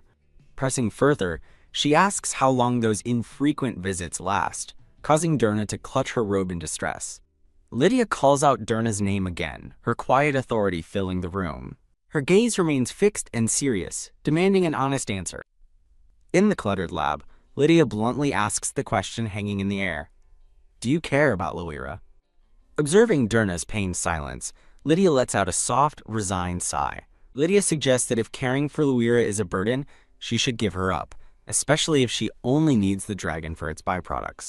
Durna whips around, vehemently denying the accusation and insisting she could never hand Luira over. Lydia internally reflects on stubborn owners who refuse to give up their dragons, claiming to be their rightful master. Her thoughts continue, noting that such owners will insist, "She's mine," even when their actions verge on abuse, as a tearful Durna is shown. Seeing Durna's defiant posture, Lydia senses there's more to the story. Durna tearfully recalls trying desperately to get close to a resistant Luira, believing a new owner would be best. She confesses she still doesn't know what she did wrong during the incident, remembering only that Luira was unusually sensitive that day. The horrifying memory surfaces of searing pain followed by splattered blood, and a severed hand lying on the stable floor. Durna reveals a jagged scar across her abdomen, recalling how she was told it would eventually fade. Lydia expresses her sympathy for Durna's situation, but firmly asks why she still refuses to give up Luira. She explains that such a serious injury would cause any trainer to develop trauma and quit. Her expression conveys a deep and serious empathy for the alchemist's pain. In a painful memory, Durna cries, revealing that the white dragon, Luira, once belonged to her father. Durna confesses that although she can't bear to send Luira away, she begins shaking with fear whenever she tries to face her. The scene shifts to the Duke petting Kazan, wondering if Lyra will now request more magical tools for her work. Lydia stands before him, confirming that his assumption is correct. He asks if her request concerns the Macella dragon Luira, and Lydia replies, yes, for now. The Duke thoughtfully repeats her words, wondering about the meaning of for now. The narration explains that while all the dragons have their own issues, Luira's case is the most urgent. As he asks if she knew Durna was injured by Luira, his hand tightens on Kazan's horn. The Duke admits with a grim smirk that he knew, and he personally dismissed the trainer who was in charge of Luira at the time. With a weary sigh, Lydia realizes her suspicions about the previous trainer being fired were correct. He then clarifies the dismissal wasn't what she imagines, leaving her completely bewildered. He explains that Durna's family has practiced alchemy for generations, passing down secret techniques. Lydia listens intently as he asks what might happen if a trainer tried to steal those secrets from Luira. Her eyes widen in shock as the Duke reveals the trainer's true mission was to eliminate the ducal alchemists. He explains that while he told Durna the truth, she was more shocked by the personal betrayal of Luira's attack. Lydia finds the whole situation tragically absurd as the Duke gently comforts a concerned Kazan. Utterly overwhelmed by the story, Lydia slumps over in despair. She reflects that Durna blames herself for the attack, even though it wasn't her fault. A dragon that has lost its master, the narration explains, will not easily open its heart to another. Because of the tragic events, the emotional wall between Luira and Durna is now impossibly high. Watching Lura's anguish, Lydia can only think to herself how incredibly sad it all is. Durna explains that Luira's pained cries are so unusual that hearing them makes her want to cry too. Lydia listens, realizing Durna doesn't want to abandon Luira, but wants to connect over their shared loss. Feeling helpless, Durna admits she's too clumsy to get her feelings across and turns to Lydia for help. Durna asks with a glimmer of hope if training with Lydia could actually help Luira change. Back outside, Kazen's head perks up. Suddenly alert, the Duke stands with his arms crossed as Kazen's tail curls around his legs. Kazan seems to ask what they should do, and the Duke telepathically replies, "Do what you're good at." The dragon considers getting Lydia's attention by acting angry, but decides against it. Grrr. Instead, Kazen gently nuzzles a blushing Lydia, offering silent comfort. She smiles warmly, petting his snout and softly asking if he was worried about her. A quiet resolve forms on Lydia's face as she looks back toward the Duke. Holding Kazen close, she gives the Duke a knowing smile. He notes her sudden change of attitude, remarking that her gaze seems awfully insolent now. With a determined sigh, she accepts his challenge and begins to state her terms. Kazan looks smug, pleased with this turn of events since he hates being separated from her. Surrounded by an aura of blooming flowers, Lydia gives a bright, confident smile. Purr, an overjoyed Kazen lets out a friendly roar right in her face, exploding with excitement. Lydia hugs his snout, praising him for waiting patiently and promising him a well-deserved treat. She formally agrees to the Duke's terms, while he privately acknowledges it's never wise to provoke his displeasure. With a final, cheeky smile over her shoulder, Lydia departs. She soon arrives at the enclosure, gently calling out, "Luira, hi there." Grrr. A trainer named Russell explains that Luira remains agitated despite calming incense and a blindfold. Lydia asks Russell if he can make the solid door transparent, and he agrees it's possible. A black-gloved hand reaches out to activate a magical device on the door. The metal door becomes clear as glass, revealing Luira curled up on a bed of hay inside. The Duke looks on approvingly, saying, "Good then." The pink-haired trainer asks Lydia if she's really going to stay there. Lydia smiles warmly, confirming she'll stay to take care of Kazen. He notes that trainer Russell took care of a dragon named Luira, but while she was tolerated, she wasn't liked. The trainer explains that Luira probably doesn't welcome the necessary process. Heave. Lydia lifts a covering, revealing that not every human will be allowed to approach the wary dragon beneath. A stunning close-up reveals the white dragon Luira's sharp blue eye. Sniff sniff. Back with Kazen, the red dragon smells Lydia's hand inquisitively. Haha. Kazen puffs an angry cloud of smoke as Lydia nervously wonders if she smells like another dragon, realizing he's less sensitive than she thought. She observes Kazen circling her, thinking his displeasure isn't so bad, and that it's a win-win if he gets used to other dragons. As the red dragon patrols, the narration explains it's the second week of guarding Luira's enclosure. During that time, she and trainer Russell split shifts watching over Luira's meals, with Lydia taking the mornings. Lydia sleeps at her desk, with the narration noting her simple presence seemed to ease the white dragon's tension. As the dragon slowly approaches, the narration explains that Luira, who once curled up far away, now even comes close enough to sniff. Muttering to herself while sitting outside, Lydia wonders if it's time to talk to Lady Drana. Grong! Lydia turns in surprise as Kazen growls, questioning why he's not walking around. The massive red dragon gently presents her with a mouthful of white flowers. Waha! Lydia bursts out laughing, asking if he brought the flowers for her, and he confirms with a happy growl. As Kazen rests his head on her lap, Lydia laughs, calling him a living volcano.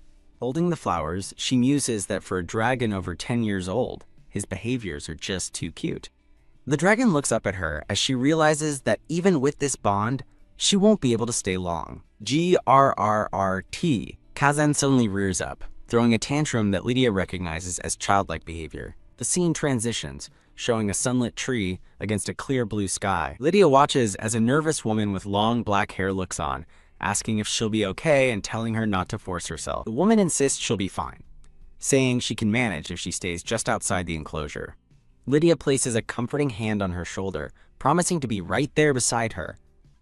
Lydia smiles, encouraging the woman to not overthink it and just come out to say hi. The black-haired woman takes a determined step forward. Grr! A low growl emanates from the shadows as a menacing white dragon reveals its sharp teeth. The white dragon Luira stares from the darkness as the woman timidly greets her. Visibly terrified, the woman apologizes for not visiting sooner, as Lydia notes that Luira is more wary of her own mistress than of strangers. Standing before the dragon, the woman is disheartened, realizing Luira's reaction is worse than she expected. Eep! The dragon suddenly snaps with a roar, causing the woman to cry out in fright. Lydia pulls the woman back, telling Lady Dirna that's enough. Cue! The dragon lunges violently as Lydia shields the screaming woman. Lydia holds the trembling Lady Dirna, looking on with concern. She realizes with dawning horror that the dragon didn't just threaten them. Grr. The white dragon snarls with glowing blue eyes, revealing it had genuinely attacked to kill. The narration reveals the shocking part wasn't Lady Dirna's reaction. It was Lydia herself who was the shocking part of the encounter. KRR. Ha! The white dragon pants angrily, its teeth bared. Lydia addresses the terrified Lady Dirna, telling her to trust her and cast her out. Lydia kneels, explaining that if she is pushed away, she will immediately back off and hide just outside. She insists that while frightening, this is a necessary step to improve Lady Dirna's relationship with Luira. After a moment of hesitation, Lady Dirna agrees and forcefully shoves Lydia away. In a cute sequence, Luira asks Lydia to push harder, but the black-haired woman looks hesitant. Lydia's thoughts instruct Lady Dirna to show Luira she's rejecting her, even if she falls. The woman shoves Lydia away as a small white dragon watches intently from behind a partition. Thrown to the ground, the woman glares with determination, declaring, I'll be leaving now. With a confident smile, Lydia praises her, saying, You did well. Lydia tells Dirna she can call on her anytime. Suddenly, a small white dragon, Luira, appears at Dirna's side. Grrr! Dirna flinches, hearing an angry growl. In a memory, Dirna instructs someone to speak gently to the dragon before leaving, her resolve faltering. As she apologizes and tries to leave, the dragon lunges and snaps at her leg. The memory ends with a terrified Dirna fleeing through a doorway. The scene transitions to a quiet moment with a cup of tea. Filled with regret, Dirna apologizes, wishing she had done better. Lydia firmly reassures Lady Dirna that none of this is her fault. Lydia explains that it's nobody's fault because the person who is truly wrong isn't even present. Lydia tells a stunned Dirna that both she and Luira are victims in this situation. Lydia insists Luira doesn't hate her, but Dirna points out the dragon's earlier aggression. Lydia grimly remembers that Luira's aggression was targeted at her, not Dirna, leaving Dirna speechless. Dirna is in disbelief, but Lydia explains that Luira's behavior was so unusual it surprised her too. Lydia explains that Luira followed her orders perfectly when Dirna wasn't present. Dirna realizes that while Luira obeyed Lydia, the dragon completely ignored her own commands. Dirna identifies this as the core issue, leaving a confused Lydia to ask, they sit across from each other, the weight of the problem settling between them. Dirna states that this isn't a problem that can be fixed in a day or two. Holding her teacup, she asks Lydia if she's prepared to continue their sessions. Lydia voices Dirna's deepest fears, asking if things can truly get better and if she should give up on her father's dragon. Dirna lowers her head, admitting that she can't make any promises. Lydia takes Dirna's hands, offering her silent support. As the light streams through a grand window, Dirna's voice admits, I know I'm not good enough. Lydia looks on with a steady, understanding gaze. Overwhelmed by emotion, Dirna breaks down in tears. The scene shifts to the exterior of the dragon stables on a bright day. Inside, Luira lifts her head, suddenly alert. Through Luira's eyes, the stable door glows as she thinks, that human. As Dirna's boots step forward, Luira's thoughts continue, labeling her the weak child of the former master who used to tremble. Luira watches Dirna's approach with keen, intelligent eyes. Dirna now stands before the dragon, her posture filled with newfound resolve. Grr, Luira lets out a deep, menacing growl at Dirna's presence. Dirna holds her ground as the powerful dragon looms before her. As Luira screeches aggressively, Dirna shouts, No, Luira! Causing the dragon to pause in confusion. Dirna stands firm, facing the massive white dragon head-on. A moment of tense silence passes between the woman and the dragon. Dirna commands, No! As Luira internally scoffs at the weak human acting tough. Kra. Enraged, Luira unleashes a deafening roar, demanding not to be called that. Observing from a distance, Lydia notes how difficult Luira is to control after years of dominance over Dirna. Lydia reflects that with Luira's difficult nature, an accident was bound to happen eventually. A small, determined smile appears on Lydia's face. Deciding she has no choice, she tells the red dragon Kazen it's time to scold his senior. Lydia gets Dirna's attention, calling out her name. Durna turns to see Lydia arriving with the massive red dragon, Kaizen. Durna recognizes Kaizen as the formidable Egrex-class dragon, with a mix of shock and awe. From afar, Durna watches them, marveling at the incredible sight. GRRK? Inside, Luira lets out a startled and confused growl at the newcomers. With a gentle touch, Durna reaches out to greet Kaizen. Kyung! The white dragon Luira screams in distress. As Durna watches nervously, Lydia firmly tells her, "Don't stop." Lydia reflects that if Durna gives in, Luira might just turn her attention to another dragon. Yek! As Lydia resolves to intervene, Luira screeches while Kaizen glares with intense focus. The massive red dragon Kazan looms over Luira, asserting his dominance. GRRK. A small purple dragon with frills trembles in fear nearby. Lydia reassures Durna that the other dragon is just looking, and that it's okay. Outside, Lydia checks on Durna, asking if she is alright. A description of a potion of courage appears as Durna explains it worked, though a worried Lydia questions if she's truly fine. Lydia praises Durna for doing well and advises her not to visit Luira for a week. Durna looks down with a worried expression, thinking about Luira's reaction.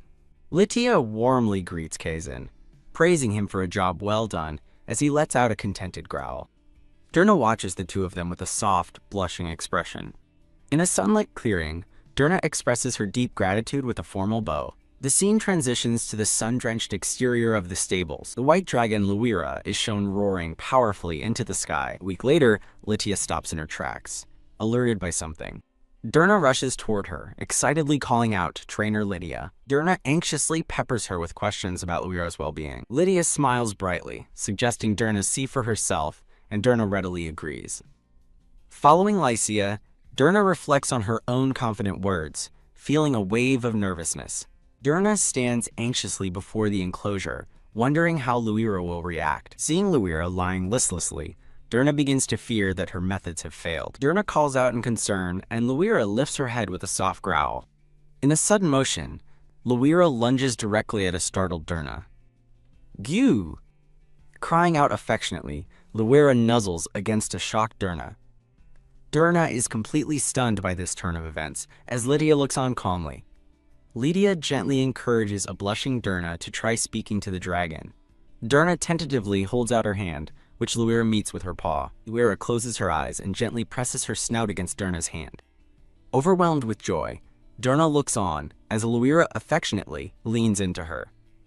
A baffled Durna asks what's happening, stating Luira has never acted this way before. Lydia explains that she simply made Luira realize Durna is the only one who truly loves her. Looking at her hand, Durna hears Lydia's voiceover explain that this is only the beginning. Lydia watches them with a steady, determined gaze. Lydia smiles, offering her sincere thanks for the breakthrough. Beaming with happiness, Durna affectionately hugs the white dragon. Back outside, Durna offers Lydia another deep bow of gratitude. Lydia stretches victoriously, celebrating their success in clearing the first hurdle. Her thoughts are interrupted by three other trainers, one of whom, Bruce, asks if something is wrong. Bruce admits he's amazed, and Lydia correctly guesses he's referring to Luira. Lydia inwardly agrees, amazed herself at how Luira's sharp, sensitive nature has changed. A sudden realization strikes Lydia with a jolt. She panics, remembering she completely forgot about her deal with the Duke. Lydia asks Bruce if he's the longest-serving trainer, and he confirms he's been there for over a decade. Looking uncharacteristically nervous, Lydia asks to speak with him privately, and he agrees. Bruce looks flustered and confused by her sudden request. Lydia watches him thoughtfully as he scratches his head. The other two junior trainers are shown happily tending to their dragons. Bruce explains seriously that a trainer's treatment changes significantly once they become officially licensed. Lydia considers that getting a license might still be difficult for the trainees. A sweating Bruce anxiously asks her why she thinks that. Bruce laughs, scratching his head as he talks with Lydia outside. Flustered by his calm reaction, Lydia asks for his reasoning.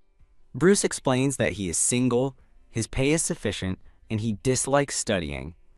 Lydia reminds Bruce of the Duke's ultimatum: prove their worth in a year or be dismissed. She realizes with a sinking feeling that this problem is much bigger than just Bruce. Lydia questions the trainer's standards, wondering how they pass the Duke's loyalty tests. Lydia asks if the other trainee trainers share his apathetic view. Bruce confirms they do, and a horrified Lydia realizes she's doomed. Tech Lydia grabs Bruce's arm, telling him she can't back out of her deal with the Duke. With a determined smile, she declares that she will help all the trainees get certified. She passionately insists she's not ignoring their experience, but wants to prevent them from being dismissed. Lydia argues that certification textbooks contain centuries of knowledge, making them more reliable than individual experience. Bruce suddenly reveals that everyone is actually motivated to get certified, leaving Luocha stunned. With a sigh, he explains that they didn't ask for her help because they thought she was too busy. He sincerely praises her, admitting she fixed a problem they had struggled with for years. Lydia looks up at the sky, slightly flustered by the compliment. Bruce sheepishly admits that he ended up spilling all their secrets anyway. Lydia reassures him that her offer was sincere, as it would be a waste for him to quit. She cheekily adds that if they all quit, she'd be worked to death, which Bruce concedes makes sense. She proposes a study plan of 3 evenings a week, and he readily agrees on behalf of everyone. Bruce formally asks if they can rely on her guidance from now on. Lydia gives him a warm, accepting smile. They seal their agreement with a firm handshake. The scene shifts to Derna, humming happily as she walks along a moonlit balcony. Derna smiles, wondering when she was last this happy. She recalls how she'd almost given up on Luira, due to the dragon's constant aggression. Derna credits trainer Lydia for her success, unaware that the Duke is watching her from a distance. The Duke observes her with a serious, unreadable expression. Drona stops, startled to see him, and calls out his name. Holding out a small chest, the Duke asks if she finished her promise, and she confidently agrees. He notes that she seems to be in good spirits, and asks about her progress with Luira. Derna excitedly explains that, thanks to Lydia, she can now touch Luira's nose. The Duke chuckles that Lydia is indeed capable, leaving Derna looking puzzled. The Duke's expression suddenly becomes sharp and serious. The scene briefly flashes back to a surprised Lydia in a study. The Duke reveals to a shocked Derna that Lydia agreed to train the handlers in exchange for helping with Luira. Derna thinks to herself how glad she is that they finally brought in the right trainer. The Duke looks away with a troubled, somber expression. Derna turns back, sensing his sudden change in mood. She tentatively asks the Duke what's wrong, as he faces her with a pained look. She gently asks if he's still having trouble sleeping, and his eyes widen in surprise. He turns away sharply, telling her it's none of her concern. Derna warns him against the long-term use of sleeping pills, and mentions she's working with a healer. The Duke walks away from her down the long, empty hall. As his boots step away, Derna is left standing alone. Derna watches him go, her expression etched with concern. Thud. A heavy door closes, separating them. The scene transitions to a quiet view of a starry night sky. Lydia internally poses a question about finding her employer sleeping with his dragon. She discovers the black-haired Duke sleeping soundly atop the massive red dragon. The red dragon Kaizen playfully whispers, "Nu," covering his mouth. Deciding to be quiet, Lydia resolves to enter Kaizen's den carefully. In a sudden, dramatic moment, Lydia appears shocked beside the red dragon. Lydia's expression hardens with annoyance as she looks on. A soft, romanticized vision shows the Duke sleeping peacefully among roses. Lydia sits near the sleeping Duke, wishing his personality matched his handsome face. She hesitates to wake him, but decides she must. Lydia reasons that she has to wake the Duke for Kaizen's mealtime. In a flash, the awakened Duke lunges at her with a dagger. With sharp, alert eyes, the Duke demands to know who is there. A single drop of blood drips from the wound on her neck. As the Duke kneels before her with his dagger, he begins to say her name. A voice off-panel identifies her as Trainer Lydia. A group of 4 women are gathered around a table with cups and plates in front of them. The woman on the left is holding a cell phone. The woman next to her is wearing a jean jacket and a brown hat. They all appear to be engaged in conversation. The setting looks like a cafe or a restaurant. On the ground, Lydia stares up at the Duke, who holds a dagger poised. The Duke apologizes for startling her and asks if she is all right, noting the wound. Whoosh! He pulls her close as Kaizen's large wing unfurls behind them. He insists on calling for medical treatment, but she protests that she's fine. Lydia winces in frustration, calling out to the Duke. The Duke looks down with a deeply concerned and troubled expression. She puts a hand on his chest, calling his title again, as he holds her. His eyes widen in realization as he recognizes her. and she confirms her identity. The Duke questions her sanity, reminding her they are inside Kaizen's den. Looking distraught, the Duke covers his face with his hand. He glances aside, his face pale and full of regret. Lytia decides to pretend not to notice his distress as Kaizen peeks over. She touches her wounded neck, asking him what's going on. With a sudden move, the Duke sweeps her up into his arms, shocking her. Wow. Lydia panics, but then excitedly points out that her neck has stopped bleeding. He points out the remaining scar, but she argues it's part of her job. Holding her gaze firmly, the Duke declares that getting treatment is in order. Lydia is taken aback by his commanding tone. She scoffs at his order, planning to feed Kaizen instead, as the dragon growls nearby. The Duke reveals he knew she'd ignore him, leaving her wondering how. He gives her a knowing, serious look. A deep blush spreads across Lytia's face. Flustered by his insight, the Duke turns and carries her away from the den. As he walks through a grand hall, she calls out his title in protest. An elderly steward bows in shock as Lytia grimaces, thinking, "Oh dear." The Duke orders the steward to summon a priest, explaining that trainer Lytia is hurt. The steward panics over her neck wound as she tries to reassure him. He then orders meals to be prepared for her, but she tries to decline. Faced with his menacing glare, Lytia quickly reverses course, exclaiming she's starving. The scene shifts to a table laden with an extravagant feast. Lydia stares at a large steak, wondering if she's being treated too well. The steward informs her that the Duke left a message, and she eagerly asks what it is. She beams with a bright smile, looking up expectantly. Lydia realizes his genuine concern isn't just her imagination. As a maid serves an extravagant meal, Leah thinks it's an over-the-top apology. Chewing thoughtfully, she's surprised he didn't just brush off the incident as usual. She concludes that he didn't need to feel quite so sorry. The scene shifts to the Duke, who leans back wearily in his ornate office chair. He reflects on the incident, thinking that she shouldn't have entered the den without warning. In a different moment, the Duke asks Lydia why she hasn't questioned him about sleeping in the den. Lydia tries to stifle a laugh at his question, leaving the Duke baffled. She fails to hold it back, bursting into a bright, cheerful laugh. The Duke reflects on her easy acceptance, unable to explain the dark, nightmarish reasons he truly sleeps beside Kaizen. His thoughts turn grim, admitting to himself that he still can't bring himself to trust Lytia completely. He recalls holding the dagger to her, justifying his actions by wondering if she'll betray him like past trainers. He rationalizes his apology, thinking that providing a priest and food should be sufficient compensation. He pictures a soft, flustered image of Lytia in his mind. The Duke's expression becomes serious and resolute. The scene transitions to a bright, sunny day outside a grand cathedral-like building. Lydia sighs under the weight of a massive stack of books, finding teaching to be hard work. As the trainees ask questions, she realizes her current study materials are insufficient for their needs. A sudden idea strikes her. She should go to the archives. Walking down a hall, she worries that the archives may not have what she's looking for. She mentally lists her urgent needs. Research on Agrix-type dragons is crucial for Kaizen's next training phase. She decides she must speak with the Duke to get permission for the library and discuss a new training pen. The scene finds the Duke sitting alone in a peaceful, sunlit garden. Lytia approaches the Duke and Kaizen, surprised to see him again, and he asks about the dragon's afternoon training. She notes the awkwardness that has lingered between them since the morning's intense encounter. The Duke breaks the silence by asking about the books she's carrying, and she explains they are for the trainees. He remarks on the size of the stack, and she explains she only compiled the most confusing parts of the wide-ranging exam. With a grim look, she knows her work is far from over.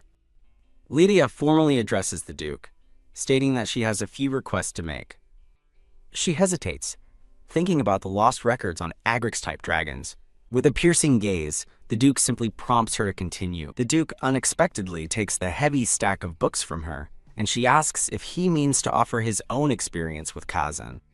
A stylized question mark appears as she looks at him in utter confusion. He stands patiently, holding the books for her. He continues to wait as she processes his gesture. Flustered by his unusual kindness, Lydia admits that a breeder's experience is the most valuable resource available. She realizes the Duke, who has raised Kaizen his whole life, possesses uniquely useful knowledge. Doubting he trusts her enough to share such information, she asks for time to organize her thoughts. Lytia is baffled by his hesitation, not realizing he's overwhelmed at the thought of explaining over a century of knowledge. Okay, here's the text. In this video, we're going to use a custom element called an audio visualizer to visualize audio coming from your microphone or any audio source of your choice. It's built with web components, SVG, and the Web Audio API, so it's a great tool to have in your web development arsenal. So let's get into it. Taking a breath, Lydia formally asks for permission to build a new training den and use the archive. The Duke grants access to the archive, but questions the need for a new training den for Kaizen. He points out a den was already built, but Lydia clarifies that it's meant for after Kaizen's training is complete. She stands confidently beside the red dragon, ready to elaborate on her plan. A voice observes that the trainer's immense effort is the reason for all of this. A brilliant, confident smile lights up Lydia's face.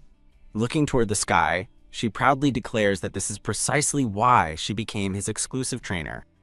The Duke looks down at the books in his arms, a subtle, appreciative smile on his lips. Changing the subject, he asks if moving Kaizen to help the Derna dragon went without any major incidents. Lydia confirms it did, but thoughtfully adds that Kaizen is male, while the other dragon, Rui, is female. The Duke asks if she is referring to Kaizen's preferences. She asks if Kaizen likes a female dragon, causing him to growl in protest. Wah! Kaizen throws a tantrum as the Duke stands impassively. Lydia finds his dramatic reaction completely new and amusing. The Duke calmly translates for her, explaining that Kaizen is saying no. As Kaizen roars in a fiery rage, Lydia suspects he is simply embarrassed. The scene transitions with a formal title card for Chapter 23. The Duke sits alone at his grand desk, diligently writing. The steward reports to the Duke, confirming another incident occurred today. The Duke internally reaffirms that they must continue monitoring the trainer. Lydia is shown walking away down a lavishly decorated corridor. The Duke thinks about the watchful eyes he has constantly kept on her. He muses that letting their guard down for a newcomer would be foolish. The reports indicate Lydia has shown no motive beyond caring for the dragons. Despite the good reports, he still questions if he can truly trust her. As he writes, his doubt manifests as a spreading ink blot, wondering if it's a ruse. He recalls past betrayals, remembering infiltrators who waited years to strike. He reflects on the missing records for Katan's rare dragon type. He grips his chest, vowing he'd never forgive himself if she harmed Kaizen. Knock knock. A man named Baskel announces himself, and the Duke permits him entry. A long-haired blonde man in glasses enters, carrying a large stack of documents. The Duke notes that Baskel brought a companion with him today. A green, winged panther-like creature named Emerald is introduced. The Duke asks if he's used to Emerald yet, but Baskel explains it rarely appears. Baskel describes Emerald as independent and unaffectionate. He admits that he often forgets the creature is even present. Suddenly, Emerald turns and walks toward the preoccupied Baskel. The creature unexpectedly nuzzles against Baskel's side. Baskel glances down, surprised by the sudden show of affection. Recovering his composure, Baskel presents the documents that need regular review. The Duke leans forward, asking if there's anything noteworthy to report. Baskel confirms that dragon management has finally stabilized. He reports improved efficiency and trainee satisfaction, which surprises the Duke. With a pleased smile, Baskel credits the stability to certified professionals. He continues listing successes, including taming difficult and wild creatures. The Duke cuts to the heart of the matter, asking if he believes she can be trusted. Baskel looks thoughtful, beginning to weigh his words on the matter of trust. The Duke presses, questioning if she might betray them like past infiltrators. After a tense silence, Baskel concedes that he cannot yet trust her completely. The Duke confirms this was the answer he expected, and they share a quiet moment. Baskel's expression hardens with resolve. He then offers to personally keep an eye on trainer Lydia, startling the Duke. As Emerald purrs, Baskel mentions he also wants to consult about the creature. He argues that the Duke needs a clear reason to trust her. Baskel presents himself confidently, with a hand over his heart. The Duke addresses the man as Rohanis, considering his proposal. Baskel suggests the Duke leave the difficult decision of trust to him. The scene shifts to a shocked Lydia, who is being asked about the Pantera Stalker's training. Baskel flashes a dazzling smile, one noted to be hard to refuse. Lydia nervously asks if his offer to help is a bother, but he quickly says no. Lydia finds his request completely unexpected.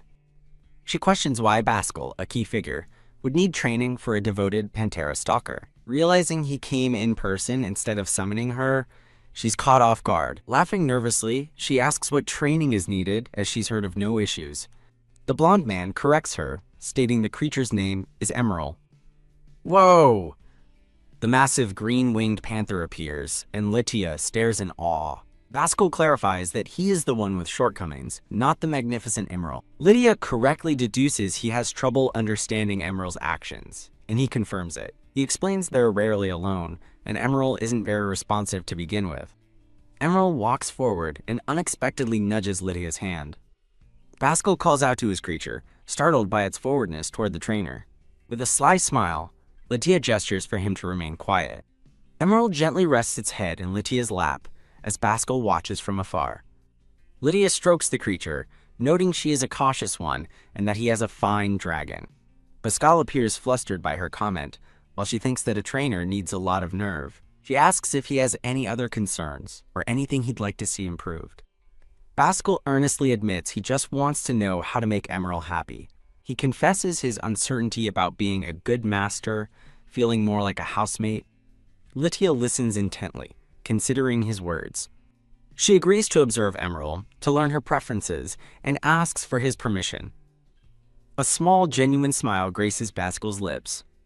Lydia is momentarily taken aback by his subtle reaction. She tells Lord Baskel she'll need to stay near him, promising not to interfere while wondering about his expression. He insists he's the one who'll be a bother, not her. Lydia smiles, assuring him it's simply part of her job. The scene shifts to Baskel working diligently at his ornate desk. He recalls her clever tactic of feigning disinterest to lower Emerald's guard. He muses that a spy would have used the opportunity to look through his documents. Instead, she focused solely on her work, writing with a content smile. To his surprise, she showed absolutely no interest in his confidential paperwork. After just a few days, he was certain her only passion was for dragons. Throughout the observation, Emerald was always by her side. The only other thing he managed to figure out about her comes to mind. He recalls seeing her yawn widely, concluding that she dislikes staying indoors. Back in the Duke's office, he asks Lydia about her progress, and she looks nervous. The Duke waits for an answer, a silent question hanging in the air. Hearing Lydia's foot tap nervously, the Duke questions if she's really found something. He recalls that his magical surveillance device showed no suspicious activity from her. He reasons that if she were a spy biding her time, she'd be using Emerald as an excuse to stay longer. The Duke wonders if his concerns were misplaced and if Rohanese was wrong. His thoughts are based on his observations over the past few days. Back with Baskel, Lydia offers her simple advice: pet Emerald whenever she looks at him. Baskel is utterly speechless at the simplicity of her suggestion. As Baskel flushes, Lydia confirms that to show affection, that's all he needs to do. He comically freezes, wondering if it's like dealing with a dog and a cat. Lydia compares Kazan to a dog who nudges for pets, while Emerald is far less obvious. Emerald is shown sleeping peacefully, embodying a quiet, calm demeanor. She explains that Emerald's emotions are stable and her expressions subtle, like her stare. Baskel looks down, thoughtfully contemplating her words. She concludes that when he doesn't understand, Emerald either tolerates it or simply gives up. Lydia smiles professionally inside an opulent room. A man with long blonde hair and glasses, Sir Baskel, is met by a green leopard-spotted creature. A close-up reveals the creature's sharp, glowing green eye. Sir Baskel gazes down at the creature from behind his spectacles. As he pets the creature, it wonders if this is all he will do. Purr, the winged creature snuggles affectionately against the man. Kya! It lets out a happy cry, thoroughly enjoying the attention. Sir Baskel notes Lydia's skill, asking if his dragon, Emerald, has become less expressive with age. He confirms with a sad smile that Emerald is much less expressive than he was in his youth. Lydia recalls a flashback of Emerald as a tiny kitten, asking if he has become menacing. The man clarifies that Emerald is not menacing, but rather dignified and hard to approach. Lydia thoughtfully pets the powerful creature, knowing that one must never let their guard down. She interrupts his thoughts, asking Sir Baskel if he has a moment. Lydia suggests that he should occasionally take Emerald for a walk outside. Sir Baskel looks conflicted, mulling over her suggestion of a walk. Lydia passionately insists that Emerald, who guards him constantly, deserves a chance to breathe. Her sudden outburst leaves Sir Pascal momentarily surprised. He rests a hand on Emerald, who sits faithfully by his desk. Outside, Lydia stretches joyfully in the sunlight, declaring that this is living. Standing with his dragon, the man listens as Lydia says a dragon should be running and playing. Sir Pascal admits that he has been neglecting Emerald, and Lydia assures him she understands he's busy. She thinks about his intense dedication to his work, a job she could never imagine doing. Lydia suggests that Emerald understands the situation as a butterfly lands on the dragon's nose. She explains Emerald's behaviors, clarifying that his actions are his way of asking for attention. Sir Pascal listens intently, a new understanding dawning on him. Lydia gestures openly, asking if he now understands what's needed. She advises him to show affection on walks, as Emerald feels emotions even if he doesn't show them.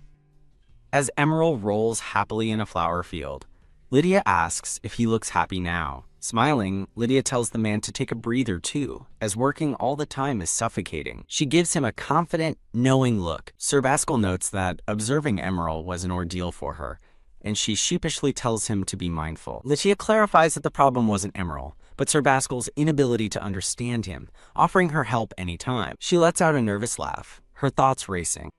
A faint smile appears on Sir Pascal's face.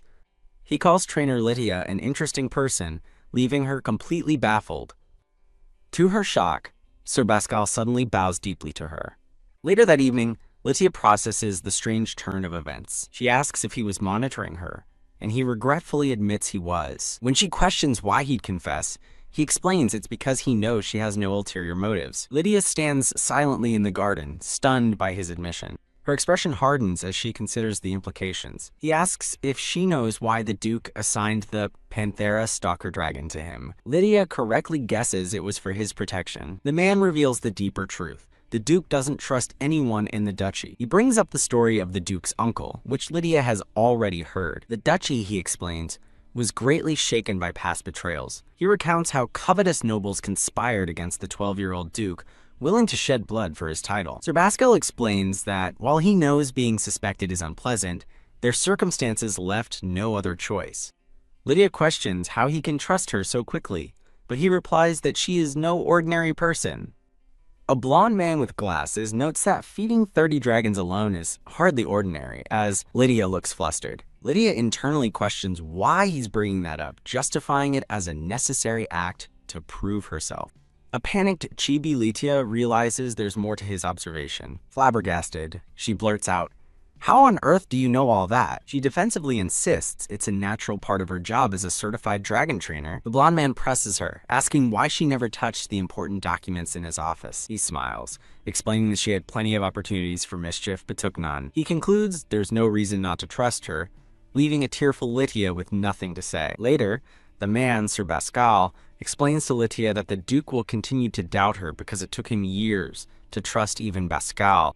Pascal looks down somberly, acknowledging that his request is selfish. He asks her to please try and understand the Duke's standoffish attitude. Lydia considers his words in silence. Suddenly, a voice cuts through the air asking what they are doing here. Duke Albert has arrived, observing Lydia talking with Pascal, who is on the ground. The Duke stands before them, his expression icy as he repeats his question. He glares at them with cold authority. As Pascal greets him, Lydia wonders at his sudden appearance, and the Duke retorts that he should be asking them the same thing. Lydia watches the Duke with a stoic expression. The Duke stares intently, his gaze sharp and questioning. Pascal looks down, a subtle unease on his face. Repeating his plea, Pascal asks Lydia to try and understand the Duke's behavior as she listens with slight annoyance. The Duke questions Lydia about being away from her duties, and she explains she was assisting Lord Pascal with training. He coldly suggests her workload must not be as heavy as he thought, with a slight smirk. The Duke adds that he must have underestimated her capabilities. Lydia quickly tries to deny his sarcastic assessment. She clarifies that Pascal only needed a little advice, but the Duke scoffs, questioning if that warranted staying with him for a week. Lydia bites her lip, unable to form a response. Frustrated, she wonders why he's being so difficult. An unspoken tension hangs between a grim Lydia and the aloof Duke. Pascal steps between them, attempting to de-escalate the argument. He vouches for Lydia, confirming her story and expressing his satisfaction with her help in improving his bond with his dragon, Emerald. The Duke remains skeptical, his expression unchanged. Lydia gives Pascal a grateful look for his intervention. A dark, menacing aura radiates from the Duke as he glares. A frantic chibi Lydia vehemently denies any romantic interest in Pascal. Lydia steps toward the Duke to confront him directly. She grabs his arm, demanding he speak his complaint plainly instead of being passive-aggressive. Lydia firmly states that helping Pascal is part of her job to train all family dragons, prompting the Duke to yell at her for being a damn employee. Lydia has a sudden, shocked realization about the Duke's true nature as Pascal apologizes for his behavior. Pascal warns her that the Duke's unreasonable tyranny will continue, apologizing in advance for her future troubles. Lydia sighs in exasperation. Overwhelmed by the situation, she asks why she has to put up with it, and Pascal just smiles, knowingly. He explains it's because the Duke's dragon, Kazan, won't accept it otherwise. Pascal watches her with a gentle, understanding expression. He describes the Duke's perilous past, forced to be suspicious of everything and everyone he trusted. A flashback shows the young Duke's cold, determined expression, shaped by hardship. Back in the present, Pascal bows respectfully to Lydia. He asks her to remember that Kazan was the Duke's only companion through those difficult years. The magnificent red dragon, Kazan, takes flight, a symbol of the Duke's life spent trusting nothing else. Lydia sits alone in a field of flowers, silently processing the heavy truth about the Duke's past. Lydia rests her head on her arms, sadly wondering what it's like to live a life distrusting everyone. As the Duke soars on his red dragon, the narration muses that his tragic history is the perfect backstory for a protagonist. Lying in the grass near the dragon's massive claw, she thinks that if it were just a novel, she would have found his story interesting. But she realizes it's different when the person with such a painful past is standing right in front of her. The Duke rides his red dragon with a faint, determined smile. His sharp blue eyes hold a serious and focused gaze. He dismounts from his dragon, startling Lydia as she sits in a field of flowers. Lydia asks if he's finished his flight, and he confirms that he is. He stands silently before her with his arms crossed, his expression unreadable. He addresses trainer Lydia, and she looks up to answer him. He asks if Sir Pascal's training request has been completed. Lydia wonders to herself why he is suddenly asking about that particular job. The Duke waits patiently with his arms crossed, his gaze fixed on her. While his red dragon watches, he asks if Pascal's case requires ongoing coordination like Lady Derna's did. Lydia clarifies that it was a simple matter of teaching Lord Pascal how to properly praise his dragon, Emerald. She thinks with relief that she had been worried about another difficult case like Derna's, but it seems that won't be necessary. Internally, she's glad that Sir Pascal still makes time to care for his dragon despite his busy schedule. The Duke interrupts her thoughts, telling her that's not what's happening at all. She looks up, confused, as he gives her a knowing glance. Lydia explains her professional assessment. An accident would have happened long ago if Emerald wasn't a Panthera stalker, raised by Pascal since birth. She recalls her observation from the past week, where she sat in a lavish room and came to a realization. In a flashback, she concludes that Lord Pascal is so overworked that he physically has no time, causing him to neglect Emerald. Though Emerald is devoted to Pascal, a dangerous glint in the dragon's eye reveals a darker side. Her assessment ends with a grim thought. She can't guarantee how long the dragon's patience will last. A terrifying shadow of Emerald looms over the unsuspecting Sir Pascal as he works diligently at his desk. Lydia thinks aloud that if only Lord Pascal had more time to care for Emerald, things might be different. The Duke calls out her name, interrupting her thoughts. Lydia is stunned as he accuses her of being arrogant enough to interfere in matters outside her domain just because she's the ducal family's trainer. He looks down on her, his expression stern and disapproving. Lydia's expression hardens as she glares back at him. Feigning ignorance, she says she doesn't know what he means while imagining herself comically struggling to juggle her many responsibilities. He tells her plainly that he instructed her to train the dragon, not to focus on other matters. Her hand trembles as she clenches her fist, realizing his true meaning. "Your Grace," she begins. "What is it?" She finally erupts in a blaze of fury, screaming and asking if he's really thinking that, declaring she's already busy enough managing his dragon. "Do I look like I have time for relationship problems?" she yells, as the Duke watches with an amused smirk. Mortified, Lydia fumes over how ridiculous his assumption is, demanding to know what on earth made him think she and Pascal had romantic feelings for each other. She mentally reviews her packed daily schedule full of training, studying, and dragon care, and internally screams, "Does my schedule look like it has room for a love life?" Composing herself, she explains that this is her first time with the Pantera stalker, a rare breed with very limited information available. She states that she was already short on time just observing the dragon, and demands to know what kind of person he takes her for. The narration notes some differences in perception can't be helped, as she recalls a condescending man telling her she's still just a girl. The memory continues, with the man noting her hesitation over an opportunity, as the narration adds that such differences aren't always pleasant. Lydia bites her lip, clearly irritated by the unpleasant memory. Standing before the Duke, she internally reminds herself that she is a trainer, and she was simply doing her job. Looking at her own hand, she wonders if she would have even been hired by the duchy if not for her skills. She clenches her fist, her resolve hardening as she prepares to confront him. With a determined look, she declares that even if he is her employer, she won't be misunderstood. The scene shifts to the Duke's quiet, opulent office. The Duke stands alone at his desk, which is covered in documents. Leaning over his work, he buries his face in his hands and questions his own sanity. The Duke sits at his desk, internally questioning why he said such a thing. He watches Lydia and Pascal from his window, recalling he already knew of Pascal's investigation. Standing stiffly at his desk, the Duke appears deeply conflicted. He wonders why the sight of Lydia with another man bothers him so much. A memory of her brilliant smile flashes through his mind, offering a possible reason. He grips his cravat, dismissing the thought as utterly absurd. Haunted by memories of past betrayals, he reminds himself that kindness is poison, and letting his guard down is death. He vividly recalls the smiling masks of those who betrayed him, baring their fangs. Sinister hands reach from the darkness as he remembers the poison and curses he endured. Leaning over his desk, he recomposes himself after the painful memories. His expression hardens with resolve, his moment of weakness now past. Later, Lydia stands before him in his office, the atmosphere tense. Lydia looks shocked as she questions his reasoning, asking why he would do this. She firmly requests that he show her a little respect as a trainer. Her determined green eye glares, underscoring her resolve. The Duke listens silently, his expression unreadable as she makes her stand. He gives a slight, respectful bow of his head in acknowledgement.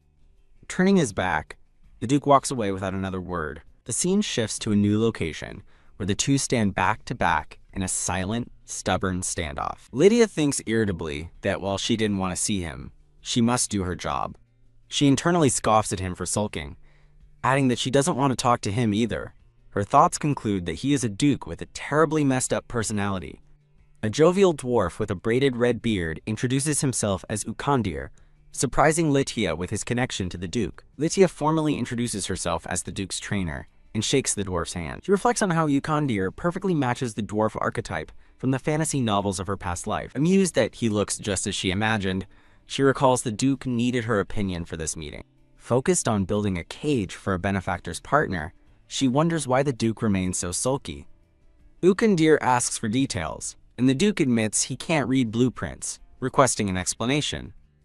Unrolling the blueprint, Ukandir and Lydia agree that explaining it will be simple enough.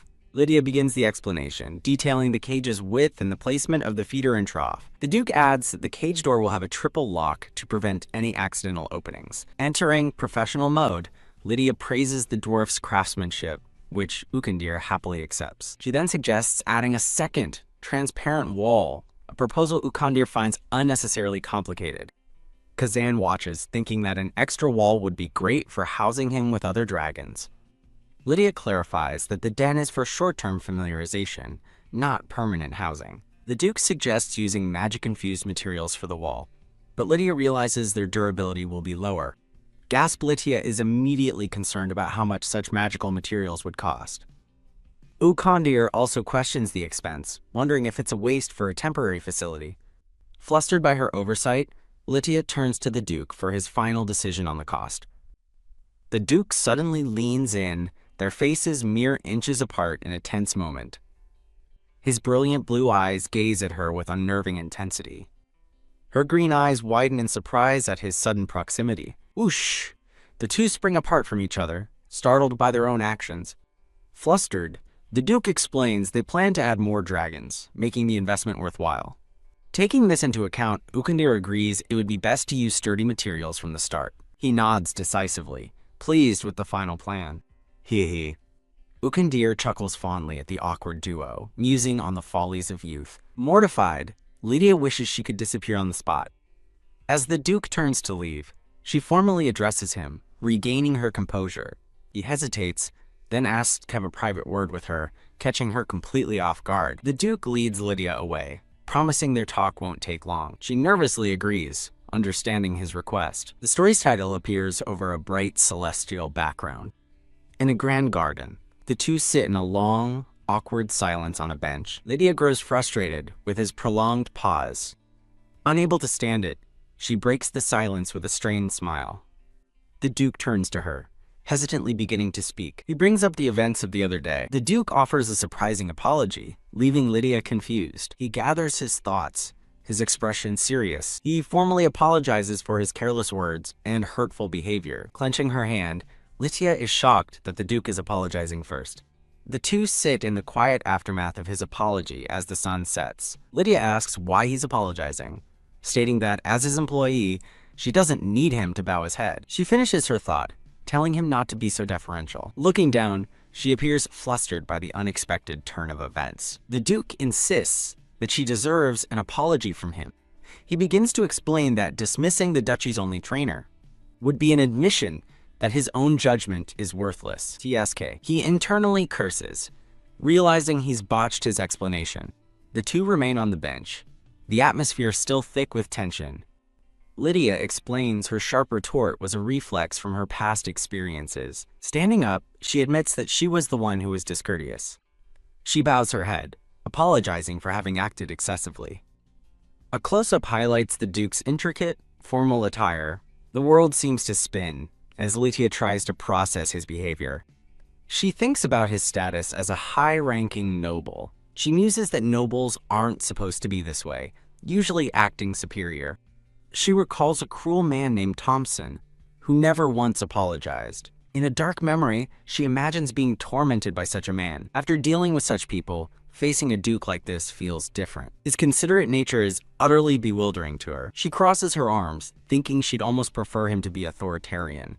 The Duke interrupts her thoughts, stating that a trainer for Agrix-type dragons is invaluable. He again admits his impoliteness and offers his apology. Lydia stares, taken aback by his sincerity. She looks away, considering his words and her own feelings. Turning back, she gives him a deep, formal bow. A mysterious cloaked figure makes a brief appearance. A faint smile graces the Duke's lips, pleased with the resolution. A close-up on his handsome blue eyes emphasizes the moment's intensity. Lydia accepts his apology with a bright, cheerful smile. Whoosh! She quickly turns and walks away from the bench. The Duke watches her brisk departure with a curious gaze. As she leaves, Lydia wonders why she suddenly felt bad. She sits on another bench, alone with her confusing thoughts. The Duke remains seated by himself, the conversation concluded. He fidgets with his glove, a new thought dawning on him. He thoughtfully adjusts his cravat, a subtle smile playing on his lips. A white dragon pants heavily, clearly in distress. A trainer struggles to tame a wild mock worm, telling it to break its stubbornness to survive. Lydia watches, thinking that such skill requires more than just a license. Stomp! The mockworm slams its hoof down in defiance. As the beast rears up, the rider shouts, "Whoa!" and is told to hold the reins tight. Lydia and a dark-haired woman watch the training with crossed arms. Both women look on, impressed, as Lydia thinks the display is incredible. Having calmed the beast, the rider leans in and reassures it that everything will be fine. Wah! He flashes a proud, successful smile. A man with animal ears and a tail approaches, greeting Lady Derna and trainer Lydia. He eagerly asks for her feedback, hoping for ways to improve. The Duke gently pets the now calm white mock worm. As Lydia starts to answer, her nose begins to bleed, and a chibi version of the animal-eared man declares his devotion. The original writer explains that the other trainee is second only to the one who acts like a leader. Lydia stands confidently with her hands on her hips, asking, "Yes?" Both Lady Derna and the animal-eared man cry out in alarm, asking if she's all right. Lydia tries to laugh it off as nothing, but they frantically point out her sudden nosebleed. A commotion starts as people rush over, calling for a chair while Lydia stands bewildered. She is quickly surrounded by a crowd of concerned faces, leaving her confused. Someone asks if she's okay, suggesting she must be exhausted from being so busy lately. She raises her hand to calm the worried men, telling them to settle down. Lydia reassures them that nosebleeds can happen from straining and are no cause for alarm. Now seated, she thanks them for the chair, but a trainee worries she's overworked preparing their license materials. She dismisses their concerns about her workload, though they still urge her to see a doctor. Lydia sternly redirects them, stating, "It's time to prepare the feed," startling the men back to their duties. She turns to Lady Durna, apologizing for the handkerchief and promising to return it, but is told not to worry. Lady Durna leaves to find something to stop the bleeding, leaving Lydia to muse on everyone's concern. Staring at the bloodstained cloth, she admits to having new worries, but insists she didn't feel tired. She curses quietly, embarrassed that her nosebleed is making everyone fuss over her working hard. The scene transitions to a well-stocked, sunlit library. A hand diligently writes a letter with a quill pen. Sitting at a desk, Lydia sighs, thinking, it's happening again. She reflects that for the past week, her nose bleeds whenever she has a serious thought or feels tired, though it's never much. She rests her hand on her desk in frustration, dreading the thought of the Duke hearing about her condition. Lydia holds up a thick stack of papers, a summary of test questions she prepared by pulling an all-nighter. Thud! She accidentally dozes off and bumps into someone passing by. Lydia and a surprised Sir Bascal stare at each other after the collision. She greets him, and he asks if she is all right. Walking through a grand corridor, she thinks about the upcoming spring exam. She realizes the exam date is within the Duke's one-year grace period and feels relieved to have 2 chances. Memory of the trainee succeeding with the mockworm flashes in her mind. Clutching her documents, she resolves to push harder, knowing it will greatly help the ducal family. With renewed determination, she walks on, muttering, "Yes, yes." Bascal watches her energetic stride with a thoughtful expression. He adjusts his glasses, calling out to get trainer Lydia's attention. As she turns, another nosebleed starts, and she internally panics. Whoosh. She waves her hand dismissively, quickly insisting that she's fine. She blames an irritated nose for the frequent, minor nosebleeds, while a large, shadowy feline beast materializes behind her. Bascal leans closer, clarifying that his concern is not the blood, but her poor complexion, causing her to flinch. Whoosh. Lydia makes a hasty escape, claiming she has training to attend to. Mortified, Lydia thinks how embarrassing it is to keep running into Sir Bascal. A sudden wave of shock hits her. Stumbling, she wonders if she's feeling dizzy. Clutching her head in confusion, she realizes this has never happened to her before. The scene shifts, showing the empty palace balcony. Feeling faint and seeing another nosebleed start, she wonders if she is just tired. Deciding she needs to rest for a bit, she tries to steady herself. Thud! She suddenly collapses, her papers scattering across the floor. Lying on the ground, she weakly questions what is happening to her. Elsewhere, the Duke rests peacefully against his red dragon in a sunlit field. His dragon, Kazan, stirs, waking the Duke from his rest. A trainee approaches and formally greets the Duke. The Duke looks on with a slightly annoyed expression. From the trainee's perspective, the Duke simply tells him he's late. Kazan's eye snaps open, its gaze sharp and alert. Growl! The dragon suddenly rises, agitated and on high alert. Startled by the dragon's behavior, the Duke asks Kazan what's wrong. Roar! Kazan lets out a powerful roar, startling the Duke. The Duke quickly mounts his dragon, ready for action. Kazan takes flight, soaring into the sky with the Duke. Confused by the dragon's unprecedented behavior, the Duke wonders about its cause. His eyes widen as a sudden realization dawns on him. He sees a vision of Lydia collapsed on the stone floor. He rushes to her side, holding the unconscious Lydia in his arms. He holds her protectively, his expression filled with concern. As Kazan roars, the Duke desperately whispers her name. Holding Lydia, he knows she needs immediate medical attention. He resolves to get her to a healer at once. A team of healers rushes in, alarmed by the news of trainer Lydia's collapse. The Duke explains Kazan found her and orders them to examine her immediately. He watches anxiously from a distance as the healers tend to Lydia. The blonde healer examines the unconscious Lydia. The healer delivers a simple diagnosis: It's overwork. Now in a bedroom, the Duke listens as the healer confirms Lydia collapsed from pushing herself too hard. The healer explains that only Lydia's stamina kept her going this long and she needs rest. The Duke asks for a time frame, and the healer recommends at least a week of complete rest. The healer admits it will be difficult to manage without her. The Duke stands vigil by her bedside as she sleeps. A healer nervously recalls that trainer Lydia has only been with them for a few months. Turning to leave, the Duke orders them to stop her from working, using his authority to ensure she rests. Lydia remains unconscious, the Duke's order hanging in the air. Two female attendants watch over Lydia as she rests. They remark on the Duke's unusual concern, attributing it to her being their only trainer. Overwhelmed, the Duke leans against a wall, hiding his face in his hand. He recalls a tense moment between himself and Lydia. In his memory, all he could do was call for his dragon, Kaizen. The red dragon peers sadly through the window of the room where Lydia is resting. The Duke gently strokes Kaizen's snout, acknowledging the dragon's worry. He comforts his faithful dragon, who sheds a single tear for the trainer. "You have to be okay." Lydia lies unconscious in a beautifully appointed bed. As she begins to stir, a groggy AA fills her thoughts. She slowly opens her eyes, still dazed from her deep sleep. Gazing at the unfamiliar ceiling, she thinks with a sense of déjà vu that this has happened before. The blonde healer enters with a tray, and Lyra sits up, asking where she is. Her eyes widen in sudden shocked realization. Remembering she was preparing for the trainer's exam, she panics that this is no time to rest and, thud, leaps from the bed, startling the healer. The shocked healer watches as Lydia frets that without a proper handover, everything must be a mess, especially Kaizen and Lyra. As someone shouts, "Trainer!"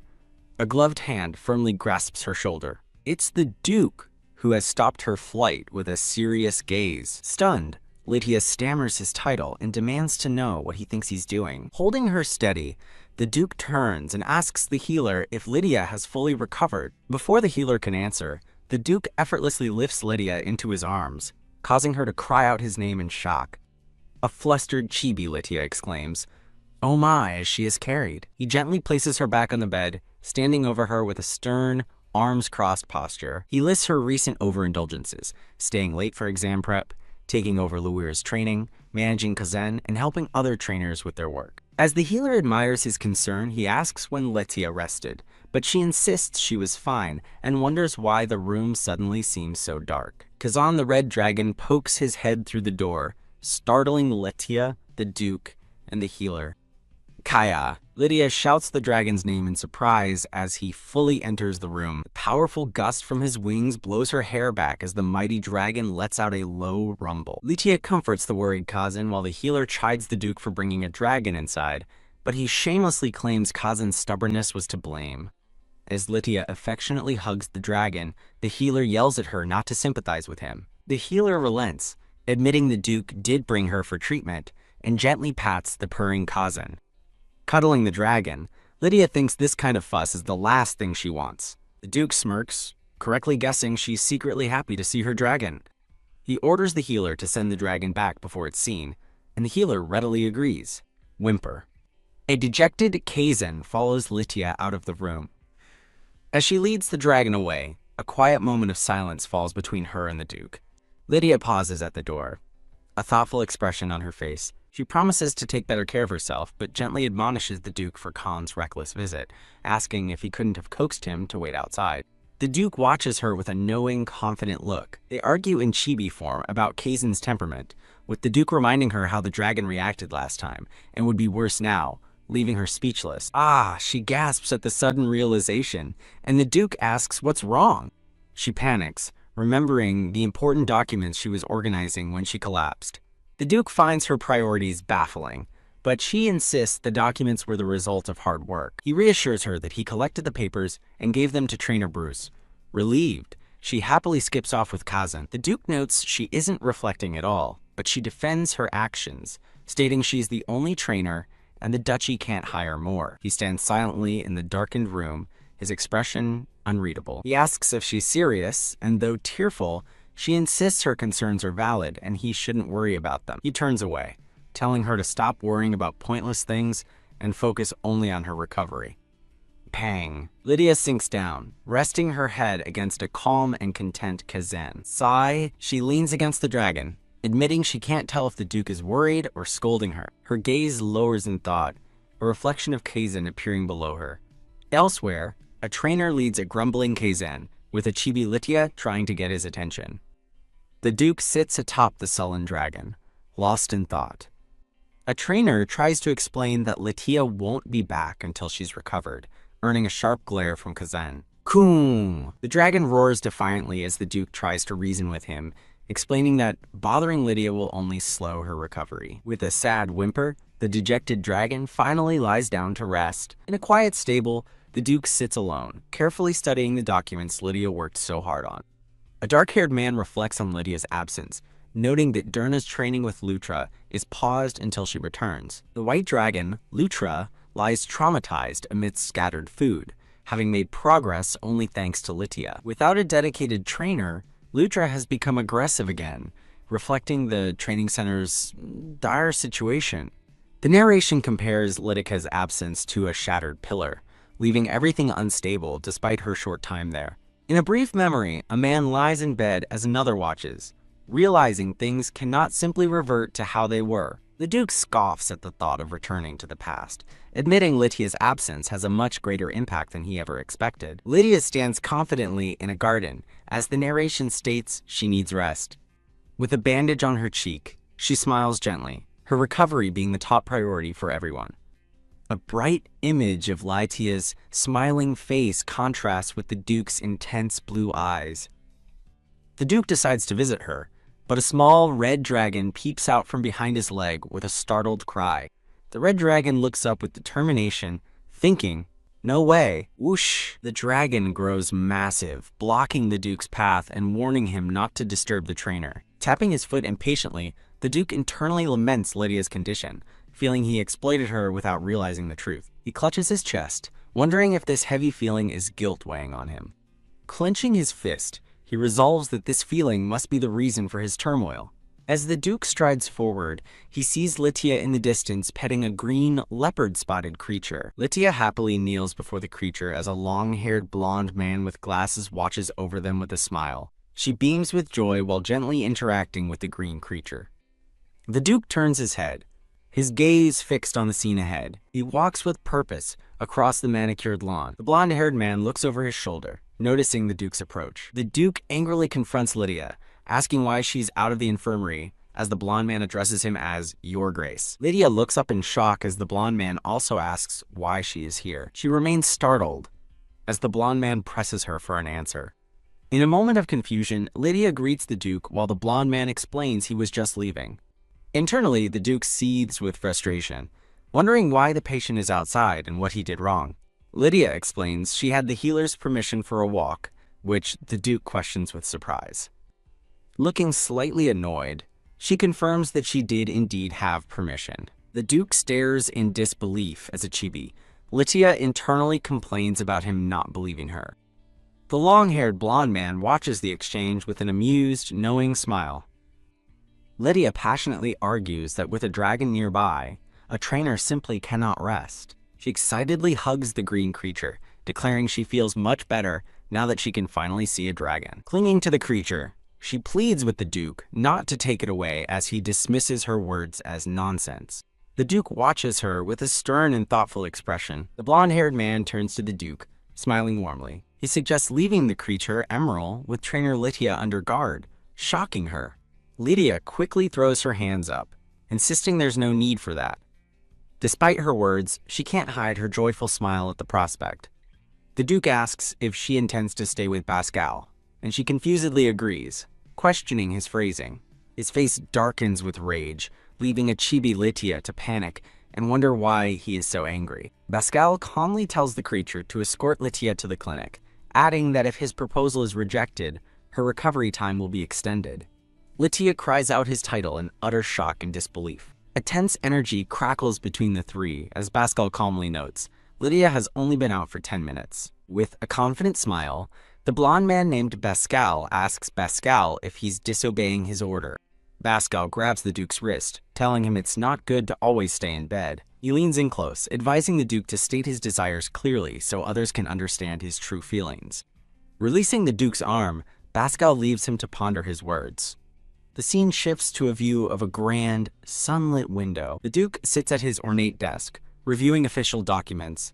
He puts the papers down with a soft thud, his expression firm and resolved. Sir Pascal apologizes for being late, explaining that trainer Lyra is very fond of Emerald. In his office, the Duke slams his fist on a stack of papers, demanding a status report from Sir Pascal. Sir Pascal explains the difficulty of finding trustworthy trainers while holding Lydia's file. The Duke listens in thoughtful silence, his expression serious. He taps the desk, declaring they must increase the number of trainers immediately. Crediting trainer Lydia for setting the foundation, he says it is time to move forward. Sir Pascal praises Lydia's extraordinary talent, noting that few can achieve her results so quickly. He internally compares finding her to discovering a diamond in the desert. The Duke expresses his wish to find someone licensed who can properly support trainer Lydia. Sir Pascal regards the Duke with a pensive and serious look. The Duke leans in, pointedly asking if supporting her is the only reason. Sir Pascal calmly hands a stack of papers to the Duke. Looking annoyed, the Duke demands to know what Sir Pascal is implying. As an old friend, Sir Pascal offers a piece of blunt advice. His playful note warns the Duke to be honest from the start to avoid future problems. Sir Pascal presents the papers, while the Duke looks away. The Duke feigns ignorance, sweating, as Sir Pascal laughs knowingly in the background. Sir Pascal asks if he's being teased, while Emerald glares at the Duke and his chibi self looks flustered. He points out that Lydia would have accepted immediately if the Duke had framed his request as a concern for her health. He recalls the Duke searching the gardens for Lydia, questioning his true motives. The Duke turns away, retorting that it's only natural to treasure a rare talent. Sir Pascal dismisses the excuse, sternly reminding him that this is for the good of the duchy. The Duke decides that the Ashar Training Center, where Lydia studied, is the best place to find new trainers. He thoughtfully considers the training center while looking at his own reflection. The narration explains that among the Empire's centers, Ashar is relatively clean. It reveals, however, that the director did accept a bribe from a certain count. The narration clarifies the bribe was only for the count's son and didn't go further. Sir Pascal explains that training centers have a legal limit on new trainees to maintain quality. As the Duke resolves to start with Ashar, a shivering Lydia feels a sudden chill far away. The Duke says, "Good," and prepares to add another instruction. He stares intently at Sir Pascal from his desk. He declares that trainer Lydia will accompany them on their visit to the center. Sir Pascal looks completely stunned by the unexpected command. After a moment of shock, he places a hand over his heart and agrees. Once alone, he questions the Duke's real reason for bringing Lydia along. A knowing smile crosses his face as he realizes the Duke's true intentions. The Duke stands alone in the vast, opulent room. He remains with his back to the door, lost in thought.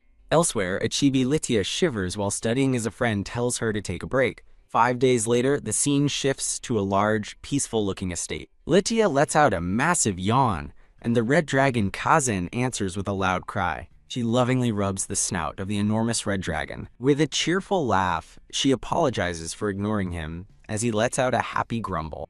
She thanks Kazan for finding her and affectionately pets his muzzle. In a flashback, the Duke realizes his recent coldness has made his dragon uneasy. He decides to be less strict, which is why he's letting Kazan have fun with Lydia. As Lydia hugs the dragon, the Duke's voice calls out, "Kazan." Lydia gives a mischievous grin, suggesting she and Kazan go for a flight.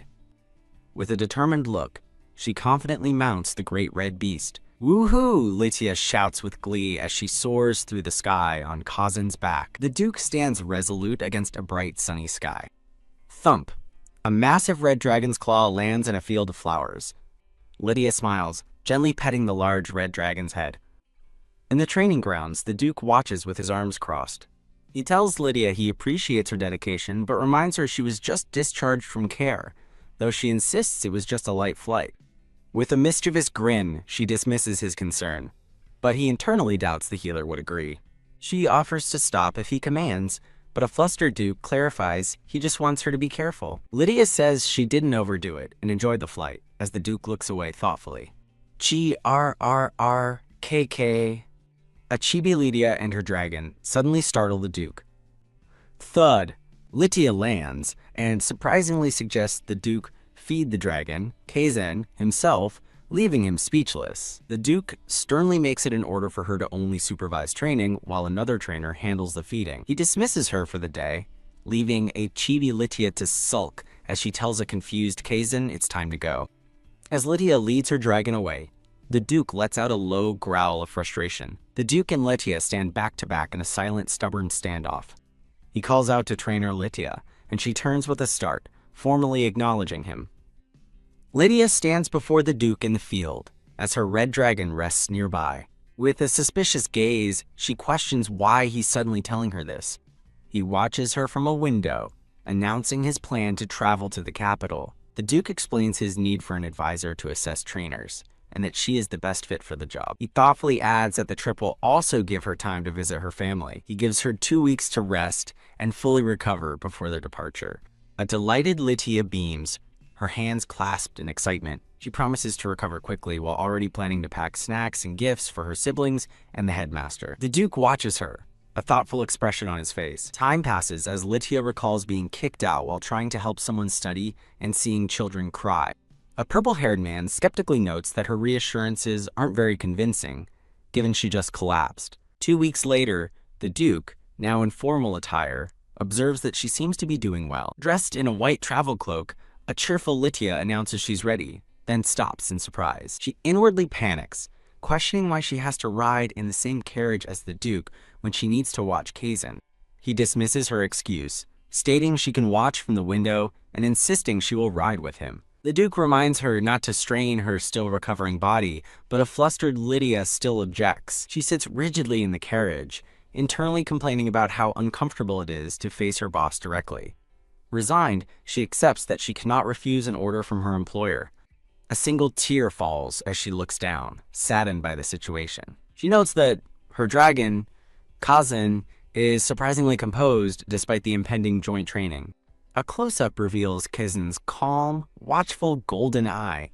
Lytia reasons that Kaizen must be used to travel from his previous journeys between the capital and training centers. Looking out the window, she smiles, relieved and happy that Kaizen seems fine. With her dragon settled, she realizes that she is now the one with the problem. As their carriage proceeds, a group of cloaked figures watch, one complaining they'd rather ride their own dragon. The royal carriage continues on its journey. Escorted by the cloaked riders, the Duke glances back, his expression shifting as he notices their followers. He thinks to himself that he was prepared to arrange a separate carriage for her if she was too uncomfortable, but seeing Lytia sleeping so peacefully, he decides it's no longer necessary. He worries that her neck will hurt from sleeping at such an awkward angle. He recalls using his own divine magic to keep the carriage warm for her. The Duke gently reaches out to support her sleeping head. The carriage wheel lurches as it hits a bump in the road. As the carriage jostles, the Duke apologizes for the bumpy road. He gently cradles the sleeping Lytia in his arms to keep her steady. Lytia lets out a weary sigh, asleep on the Duke's shoulder. The Duke looks down at her as she rests against his chest. She murmurs contentedly in her sleep. Whack! A sudden jolt throws a chibi Lytia into the Duke. Lytia awakens, confused, as the Duke explains a bump in the road caused him to grab her to prevent a fall. After she thanks him, he tells her to stay alert as they are almost there.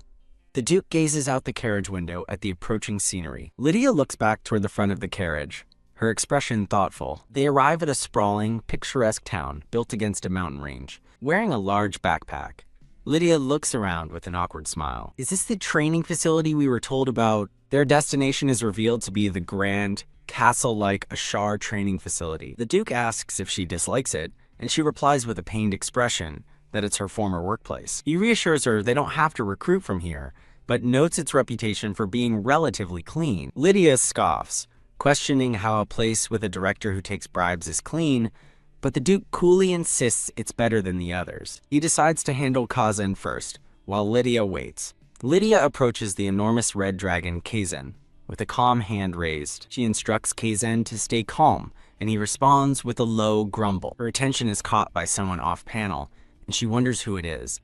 A cheerful woman with short, red hair waves excitedly, accompanied by a smiling man. Lytia reunites with two old friends, who embrace her and note she seems slimmer. The red-haired woman's expression suddenly shifts to one of surprise. The Duke appears beside a smiling Lydia as her friend formally welcomes him to the facility. Her friends offer to guide them to the director, who's waiting. The Duke instructs trainer Lydia to secure Kazan before joining him at the director's office.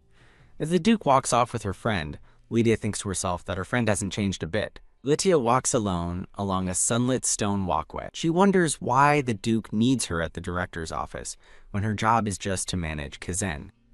A familiar, annoying voice calls her name, and she stops with a look of irritation. A blonde man named Thompson expresses his shock, asking why she is there. Lydia glares back, asking why he is there since he was kicked out. He scoffs, then pompously asks, "Who dares speak so casually to a noble?" With a sarcastic smile, Lydia apologizes, feigning she forgot he returned as a noble, not a trainer, after his expulsion. Enraged, Thompson shouts at her audacity. He smugly accuses her of using her charms on the Duke, acting submissive only because of his title. He sneers, assuming her time with the ducal family must have failed if she's back here. He calls her a cheeky girl, but concedes that her face and figure are decent. He fantasizes about taking her under his wing and correcting her rebellious nature himself. In a flashback, he internally dismisses her as having nothing but noble blood, with no inheritance to her name. He looks stunned as she declares that entrusting her future to a foolish man who relies on his family name would be a waste. She icily tells him to stop acting like a dog in heat and to focus on his own skills as a trainer. She suggests that perhaps then he could actually achieve something on his own. In the present, Thompson seethes with rage, gritting his teeth. He raises his hand to strike her, but a sudden pow stops him as her eyes fly open in shock. His attack is blocked as another hand intercepts his wrist. The Duke now stands between them, firmly holding Thompson's arm. A bloody blade drips as the Duke icily says, "How dare you?" With a sword pressed to Thompson's throat, the Duke menacingly asks who he thinks he's raising his hand to. Lydia watches the tense confrontation unfold. Two older men in the background stare in horror at the unfolding scene. A horrified Count Harris shouts for the Duke, who icily orders him to be silent. The Duke fumes, questioning how anyone dared touch his trainer or insult him. Lydia calmly states that a nervous man spoke insults about her without hesitation. As a flashback begins, she tells the man he'll pay for the insult with his life. The nervous Count is asked what he thinks of her demand. In the flashback, a furious Count Harris strikes his son across the face. He screams at his son, calling him a useless fool who lacks basic sense. His son Thompson holds his bloody face and calls out, "Father," as the Count berates him for shaming their family. The Count coldly declares that as of today, Thompson is no longer his son. Back in the present, the Duke asks Count Harris if he really thought disowning his son would save him. Thump! Count Harris falls to his knees, pleading with Duke Albrin. Begging for mercy, the Count thinks how ridiculous he must look while explaining he has already expelled his son. The Duke stands over him with his sword, dismissing the Count's groveling as futile. He declares that today he will correct the Count's serious misconception as the Count stares in terror. A scream echoes as Lydia shouts from off-panel, telling Duke Albrin that she's fine. She rushes forward with a panicked expression, trying to de-escalate the situation. The Duke tells trainer Lydia that this is about noble dignity, and Thompson is now no better than a commoner. As Thompson lies defeated on the ground, the narration declares he will now suffer the consequences. Lydia looks on with concern as the Duke takes her hand, his other hand still gripping his bloodied sword. The Duke's expression remains grim and resolute. He looks down, telling her she's quite generous as she watches him with a worried sigh. However, he says, his blue eyes narrowing with cold intent, he grabs Thompson by the throat, declaring he'll make one thing clear. He warns Thompson to never belittle trainer Lydia or appear before her again. Leaning in, he threatens that next time, it won't just be his hand that's cut off. Later, Lydia stands quietly before the Duke in a sunlit courtyard. The Duke calls her name, and she formally acknowledges him. He questions why she simply stood by and listened to Thompson's insults. Lydia looks away for a moment, a subtle smile playing on her lips. She turns back to face him, ready to give her answer. He presses the issue, asking if she truly intended to do nothing. Lydia explains her position as a commoner against a noble's son, questioning what power she had to defy him. The Duke angrily reminds her that as the exclusive trainer of his house, her title carries immense weight. He towers over her, his sword still in hand, driving his point home. Lydia nervously clasps her hands in front of her. She clarifies that she stopped him precisely because she is his exclusive trainer, leaving the Duke momentarily stunned. She reasonably asks if there's any need to create more enemies right now. Internally, a chibi, Lydia admits she's a bit jealous, as she could never have acted so decisively. A chessboard visual illustrates that the Duke must think strategically, beyond his personal feelings. Hearing her reasoning, the Duke's expression softens into a slight smile. Lydia continues her thoughts, realizing Thompson's future will be harsh without a job or family. She muses that in their small industry, rumors about him will spread instantly. She notes he lacks the skill to overcome his awful personality, prompting the Duke to ask what she just said. As she tries to elaborate, he cuts her off, saying, "Not that." A confused chibi Lydia frantically tries to figure out what he meant. She explains her other reason for stopping him. Rumors of an unmarried Duke involved with a commoner would be damaging. Surrounded by grumpy cat doodles, the Duke stares blankly ahead, completely missing her point. A panicked chibi Lydia realizes she said the wrong thing and wonders what his true concern was. She nervously bites her finger, trying to figure out how to fix her mistake. Tentatively addressing the Duke, who is still surrounded by annoyed cat blobs, she asks what's wrong. His intense blue eye reveals a flicker of an unknown emotion. Lydia stands before the Duke, running a hand through her hair with a bashful smile. In a flashback, she recalls telling someone she doesn't regret stopping them for the Duke's sake. He tells her that anyone would have gotten angry in that situation. As he explains the importance of her title, she suddenly remembers she came to the training grounds because she had collapsed.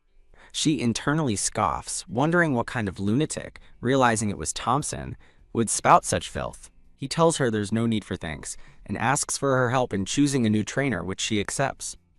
To her surprise, he turns and rushes off, leaving her wondering why he's practically running away. She stares after him, perplexed by his sudden behavior, and notices his earlobes are bright red. A blush creeps onto her face as a thought strikes her, and she clutches her chest in disbelief. They walk together in the courtyard, maintaining a slight distance. In a fantasy daydream, she imagines a flustered Duke insisting his reaction wasn't because of her, reminding herself this is a novel.